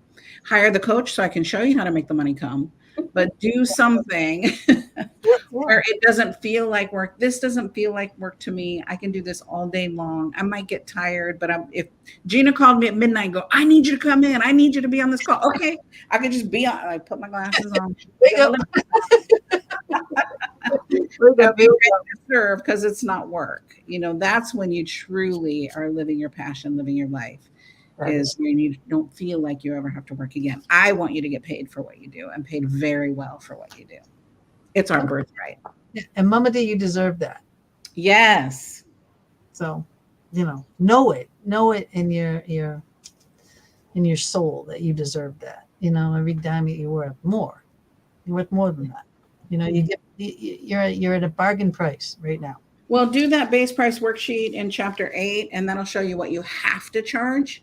But you have to charge, not what you feel like you should charge, but based on your overhead, based on how many paintings you can do, based on capacity. So then there's now right? When somebody wants to hook up or they want you to discount it, it's like, I can't discount it. I'm really clear what my hourly time is worth, what my contract time is worth. I can't give a hookup. I lose money if I give a hookup, if I'm doing it because, I want to be nice. I'm sorry. If I'm nice, I'm bankrupt. I can't. Nobody wants it. And again, it's that trickle effect too, because you give it here, you give it there, you give it here. At the end of the year, that's costing you quite literally. Well, and then you start resenting it, right? There's that saying, the degree of your aliveness is to the degree of your integrity. And every time you don't charge what you're worth, a little piece of you dies, right? And then all of a sudden you're just mad. You don't know why you're mad. Well, because you've given yourself away, and we don't know that you've discounted. We don't know that you're not charging what you're worth, but and you're like, God dang it, I did it again. God dang it, I did it again. And then you're just pissed off all the time, right? That's that underlying swirl that you don't even know. That's like, why am I cranky? Well, because you're not valuing yourself. There's no integrity in that for you. And so, and we've all been there. I've been there. Gina's been there. Mama D's been there. We've all been there, and it doesn't feel good. And I'm committed that, we are paid what we're worth. And I'm not price gouging. It's fair, right? For the results that I help people create, right? So your work, Mama D, gives people joy. It's hard to value art because you can't put a number to it. But there's joy, there's happiness, experience. There's I have a woman that I follow. She's an artist, and she shared on how people who are starting out, how they should price their artwork. And it's length times width times, and then there's a dollar amount, or in this case, a cent amount. And I was like, I looked at that at the high end, and because I was told that, I should price at the high end. I looked at it and I went, I wouldn't pay that much money for a painting. How am I going to expect, how do I charge people that much money? Until that you want to buy your paintings can affect that painting. And that's the thing that they want to have on their wall. And eBay, here I go. Or their home or their salon. But Mama D, it's like that conversation I had where that man was charging $2,000 and I was like, no one's going to pay that. And then I watched him pay it, right? People are paying it. People are paying it. Yeah. Right. And to go, the reality is you don't spend my money. Get your hand out of my pocketbook. If I love it, I'm going to buy it because it's going to bring me joy. You just have to do it. You got to say the price and wait and go. And then they go, I do that. That's the funniest thing. That's what I'll do. Is if somebody sends me a message, how much do you charge for a reading? And I'll put the amount in, and I'll go, okay, go. Right. Just wait for the incoming. And then they go, okay. And they're like, dang it, I should have charged more. I know. How do you want that? You want that PayPal? You want that Venmo? How are we paying this? You're, Exactly. oops. So I mean, it's that's what makes the whole thing go around. You know what I mean? You got to know your worth. One, you got to have that drive. Two, put out the right people in place. Three, and know your tax laws. Four, all those things you have to know. Sorry, people, but you can't just go and Just wing it. yeah, and make Wing it. We've all gotten in trouble. Everyone on this call has gotten in trouble before from winging it. Oh yeah, no, ugh, so much, But you learn, you live, you learn, and you grow and you change things. Mary Jane says we've had a hard time justifying the cost because sometimes the people really need the work done and are elderly, etc. Well, you can give elderly discounts, okay, but I mean it has to be a certain amount, a certain age. We did in construction, we gave elderly discounts. We have to take in consideration their income and the work that they need done. However, if you want to make some money and you want to do construction, maybe you want to get into new construction, maybe you want to get into oh man, where the money is, renovations, you can get pummeled Yeah.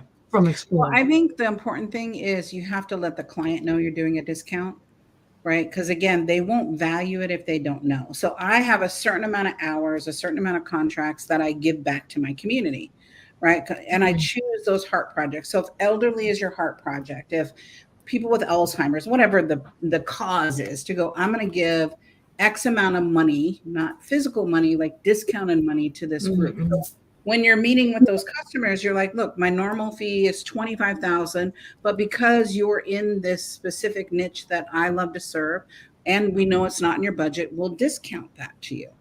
Right. So that at least they know, then there's a value of appreciation for you. Because sometimes like we discount and they don't know you're discounting. It's just like, okay, whatever, I paid for that. And then you're mad, like, well, I give this person a great deal and then they're snotty or they don't appreciate me or they don't value it. To go, look at my paintings are normally $12,000, right?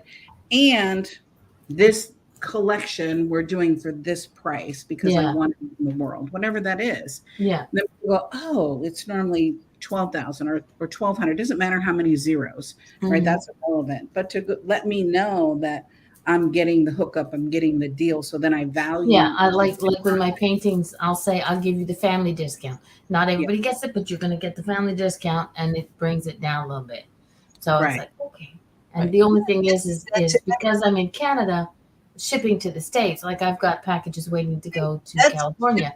Oh my gosh, shipping is the it's what it is.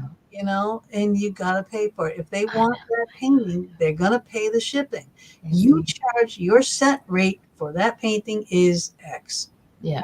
The shipping is X. X plus X equals the cost that they have to pay you. The interesting thing is culturally, Canada has a money issue. Like it was so hard to do business in Canada, right? Because they're like, oh, is this Canada prices or American prices? Is this US prices or like I finally got smart and went, it's just the price, right? I'm not dealing with Canadian price, this is just the price. So I quit buying into it. I'm like, oh, it's a culture thing, right? You go, oh, okay, so that's a culture thing. I just have to be aware of it and I have to speak to it and speak about the benefit to it. So yes, you might pay this price, but I'm still going to get you this return, or it's still going to be this, because you have cost of living and your cost of living isn't that much cheaper than what it is in the States. And so you're not going to take food off your table to give a discount to someone. You know what I mean? Like, you can do the job, but you can't do the job. You know what I mean? Sometimes you can afford to do that and have that discount rate. However, if you can't, let the next guy take it and you go get the next job where you make a profit, right? Because you do got to pay your bills. You got to feed your kids. You got to keep your roof over your head. You got to make sure all your overhead is taken care of and your taxes are paid. That's the big thing. Have I made that clear enough? Taxes? No. People got to pay that. If you're selling something, you got to pay sales taxes. Yeah, especially where I am. I'm in Quebec. We pay in total, it's 15.5%. We have federal and provincial, so it's like Yikes. Yes. Yeah. So I was like, So that can get filtered in there too. All these things are taken into consideration. There are worksheets, there are lists, there are worksheets, there are all the tools. I charge thousands of dollars an hour for these tools. So you want to get the book, you want to use the tools, just play with it. Say, I'm going to play a game and go, what should I be charging based on my overhead? And their overhead is your paycheck too. Like, what should your paycheck be? Right? Because we don't put a paycheck in there. And then what should my profit be? And then figure the number out and go, oh, okay, well, here's what it should be. And then we baby step you into it. I know it's hard. And so we'll grandfather you in. I had to do it for myself. I had to wean myself into my pricing when I first started. I had to wean out clients that were just bargain hunters. And I go, okay, there's a process to do it, but we've got to trust ourselves, and we're all worth it. Each of us. Yeah, and that's the thing, that, like, not counting my art, but my card readings. There are so many people out there that just one question, just one, I can't afford it. Can I just? And I have a hard time. See, that's where the name Mama D came in. I am Mama to everybody. When you want to get on my bad side, just don't mess with Darlene, because then that's just, she's like, okay, and I'll just, because Darlene is a real mom. Mama D is whereas, like, I couldn't figure out in the beginning. I couldn't figure out how I wanted to put myself out there, But my children's friends always used to come to me when they were kids. I have friends that talk to me on internet, and it's just, I'm a comfortable place to land, and it's home-based business. Taxes are a great advantage. Oh no, but you need to read Wits. I need you to read the next one. Read Wits. Yeah. All right. Well, with art, if I like it, I pay for it. Okay. I know it takes time and talent to do it. If I think it's too expensive in my mind, I just don't get it, or I save for it. I don't ask for a deal. An artist should not have to beg artwork. I mean, I've done murals and stuff in hospitals, and they were like, "Ooh, you charge that?" And I'm like, "Yeah, that's what I charge." And then they're like, "Well, okay, okay." I'm getting better at it. I'll have to. It just takes time. Have grace with yourself. Like, keep noticing when you discount. Keep noticing what I should have done. And then eventually you just get bankrupt emotionally of doing it, going, I'm done being nice. Nice isn't paying the bills. That's right. Yeah, people do charge for one card, charge for one question. And the whole reading is, it can be anywhere from what, a 9-card spread up, lower 3. Yeah, exactly. Whatever, whatever spread, but it's basically what the reader feels, you need too. But people don't realize the energy it takes to get tapped into that person, get tapped into. So we have to educate them. My work is very energy intensive, right? As well as mentally intensive, because I'm committed to the client, and it's not the hour. How do you shut it off? How do you shut it off when you go home? What's that? How do you shut it off when you go home? Here's the trick. So you take a shower and wash all that people energy off you, right? There's cleansing that I do. But if you shower, especially when you go to bed, don't not shower and have that people energy on you. If you do any kind of energy work or coaching, consulting, because it does keep you from sleeping, right? And that sleep is important for us. And you have to educate clients in that, because they think you're just reading cards. No, there's a whole nother level that happens when you do this kind of work, right? I'm very intuitive, and I tap into a client. And so I understand. It took me years as a young hairdresser to realize that, right? All that people energy. And then at the end of the day, you're like, I have no more words. Don't talk to me, right? Because we're working with people all the time. That's true. And the thing is, you're explaining it. You don't know who I am a little bit there, but the words that you're using to explaining it, I was like, Dad, why can't I come up with it? Because I can't explain how I do and what I do. It just is. So it's like, you explain well. I explain well for other people, but I'll explain well for myself. And I gotta use myself as a client, and that'll be okay, maybe. I don't know. You don't know. People think you just wake up and you're like, no, I just have to get in the space. Like, you got to get in the zone before I have a session, before I work with clients. And, everyone has a zone they have to get in before they do whatever work they do. And when you're Exactly. working in energy fields and the kind of work that you're doing, that's a whole nother deal. That's happening. Yeah, and you have to wrap your head around it too. And then, being the boss or being the business owner, you have to read the people that are coming into you too, and you got to adjust for their energy. Every client, every person is different. So every person that we have in our show, their energy is different. We adjust. Yeah. Right. But see, here's where that is. I can do that for other people. My day jobs, the last two the one I'm at now, the one I had before that.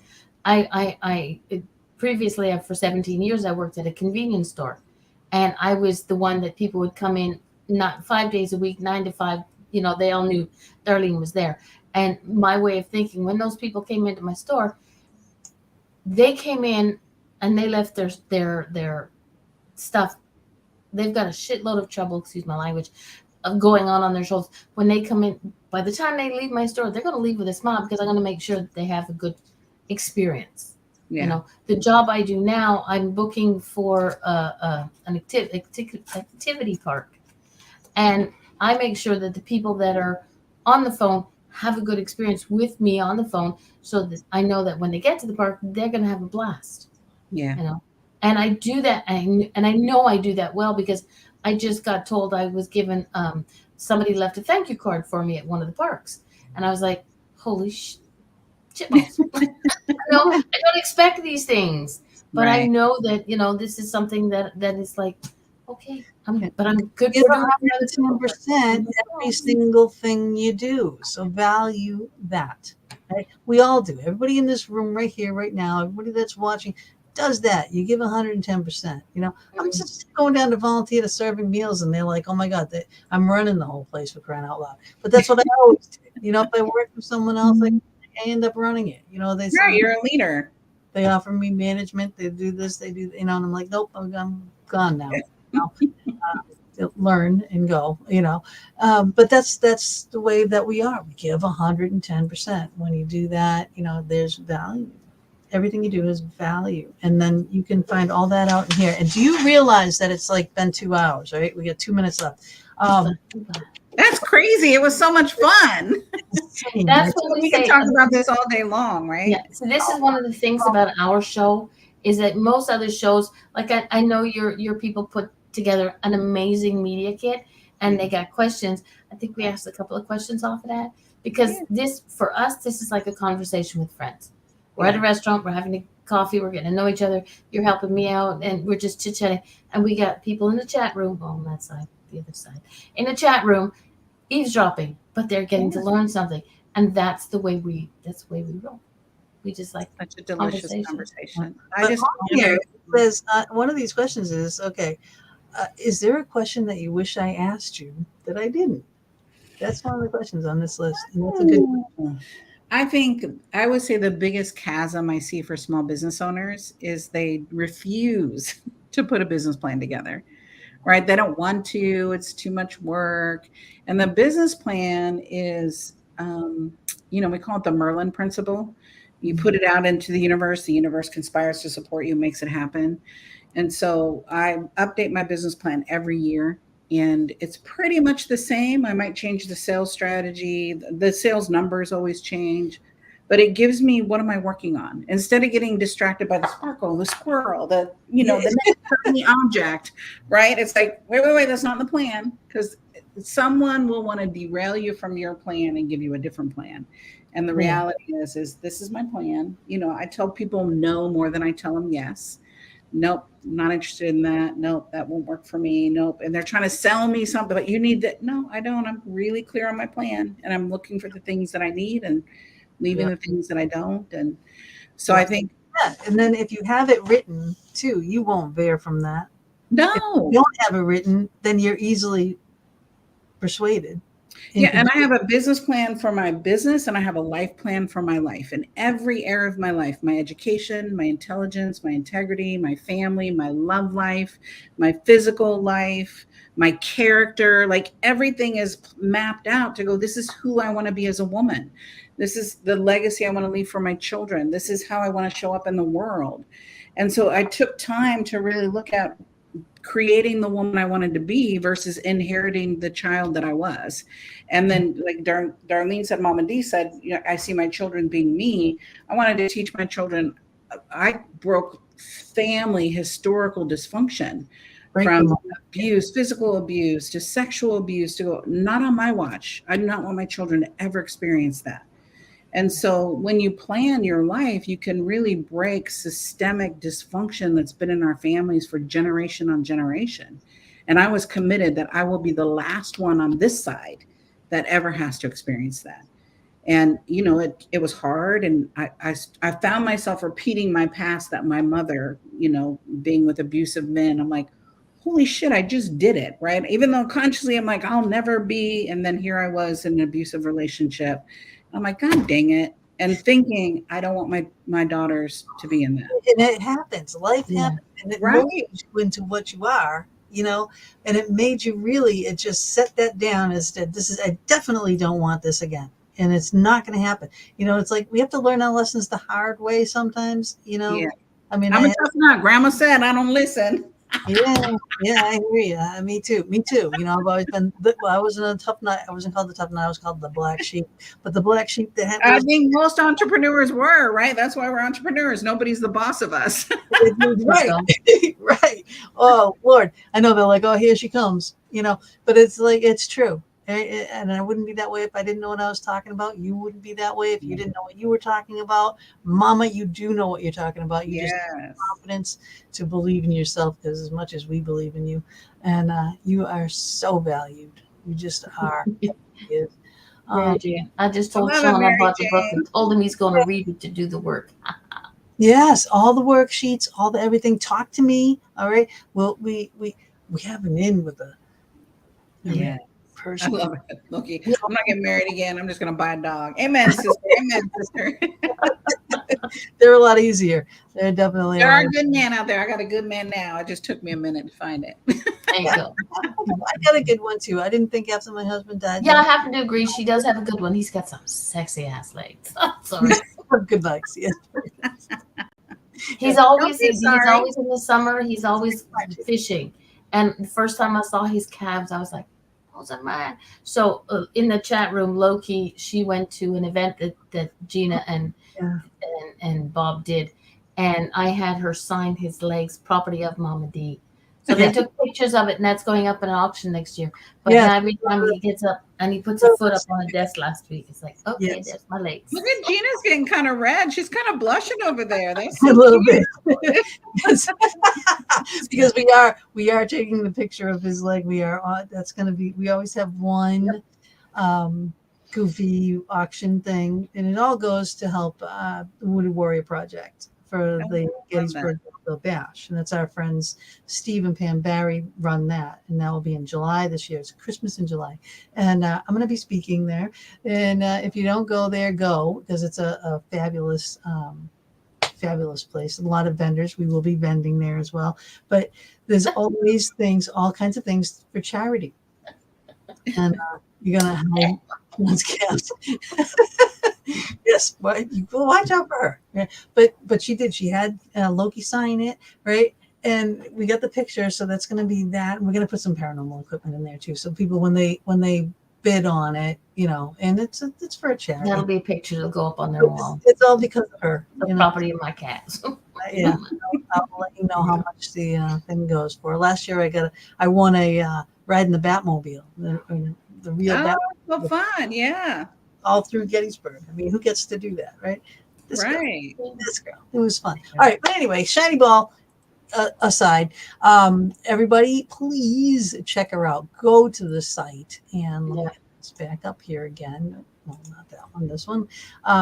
So watch her podcast. Okay, poweryourprofitpodcast.com. Her website, Susie Carder with the D, CARDER. As in D for dinero and dollars. And SusieCarder.com/free biz assessment. Okay, she can and will help you with all your business needs. Yes. All right here. I show you the money. My clients gave me the name Profit Coach. When I branded this brand, I'm like, I do strategic development. They're like, no, you don't. I'm like, I don't? And they're like, no. you're the profit coach. You get us money. I'm like, I can be the profit coach. I like that. I So I like that one. Yeah. Yes. show me the money, right? That's my goal. We didn't even get into branding. Oh. Branding is important too, to have a logo, to have a thing, to have whatever. This is our brand. This is our brand. You know what I mean? Yeah, It's like when you have that thing, her brand is amazing. See that S, the Susie Carder behind her there, the colors, the fonts, the everything that's on all her brand. It's on all her stuff. As soon as you see that, it's her. And branding is important. There's so many things we didn't discuss. We could do another 2 hours easy. So easily, right? love Talk. I'll come back as Dr. Susie Carder, and then we can talk about that journey. Keep us Congratulations. on the right track. There we go. Congratulations on that one. Yes. Ladies, you guys are awesome. I appreciate you. I do feel like I just had coffee with girlfriends. That's so much fun. Thank you for your time. More importantly, your generosity to your community. I get that you care and you love them. That's hard to find in business. It's not just about business. It's what's the difference you can make in the world. So thank you for who you are, what you do, and what you stand for our community. Thank you. Ditto. 100% ditto. All right, y'all. We'll see you next week. Regular time and place, Thursday evening. Thank you for adjusting that. I appreciate it. It's our pleasure. We'll do that again and again and again for you. So that being said, all right, we love you all. Buonanotte, everybody. Ciao, darlings. Night. Hang a little bit.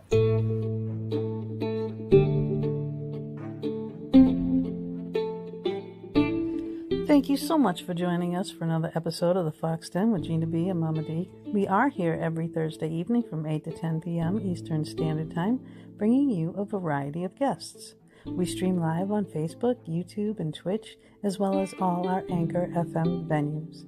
We hope you enjoyed our show, our guest, and our featured Crystal of the Week segment with Athena Bari, and we would also appreciate it and love it if you would go to our YouTube channel, The Fox Den with Gina B and Mama D, subscribe, like, and definitely hit that notification button to never miss a show. We'll see you all next week, and subscribers, watch for our pop-up shows as well.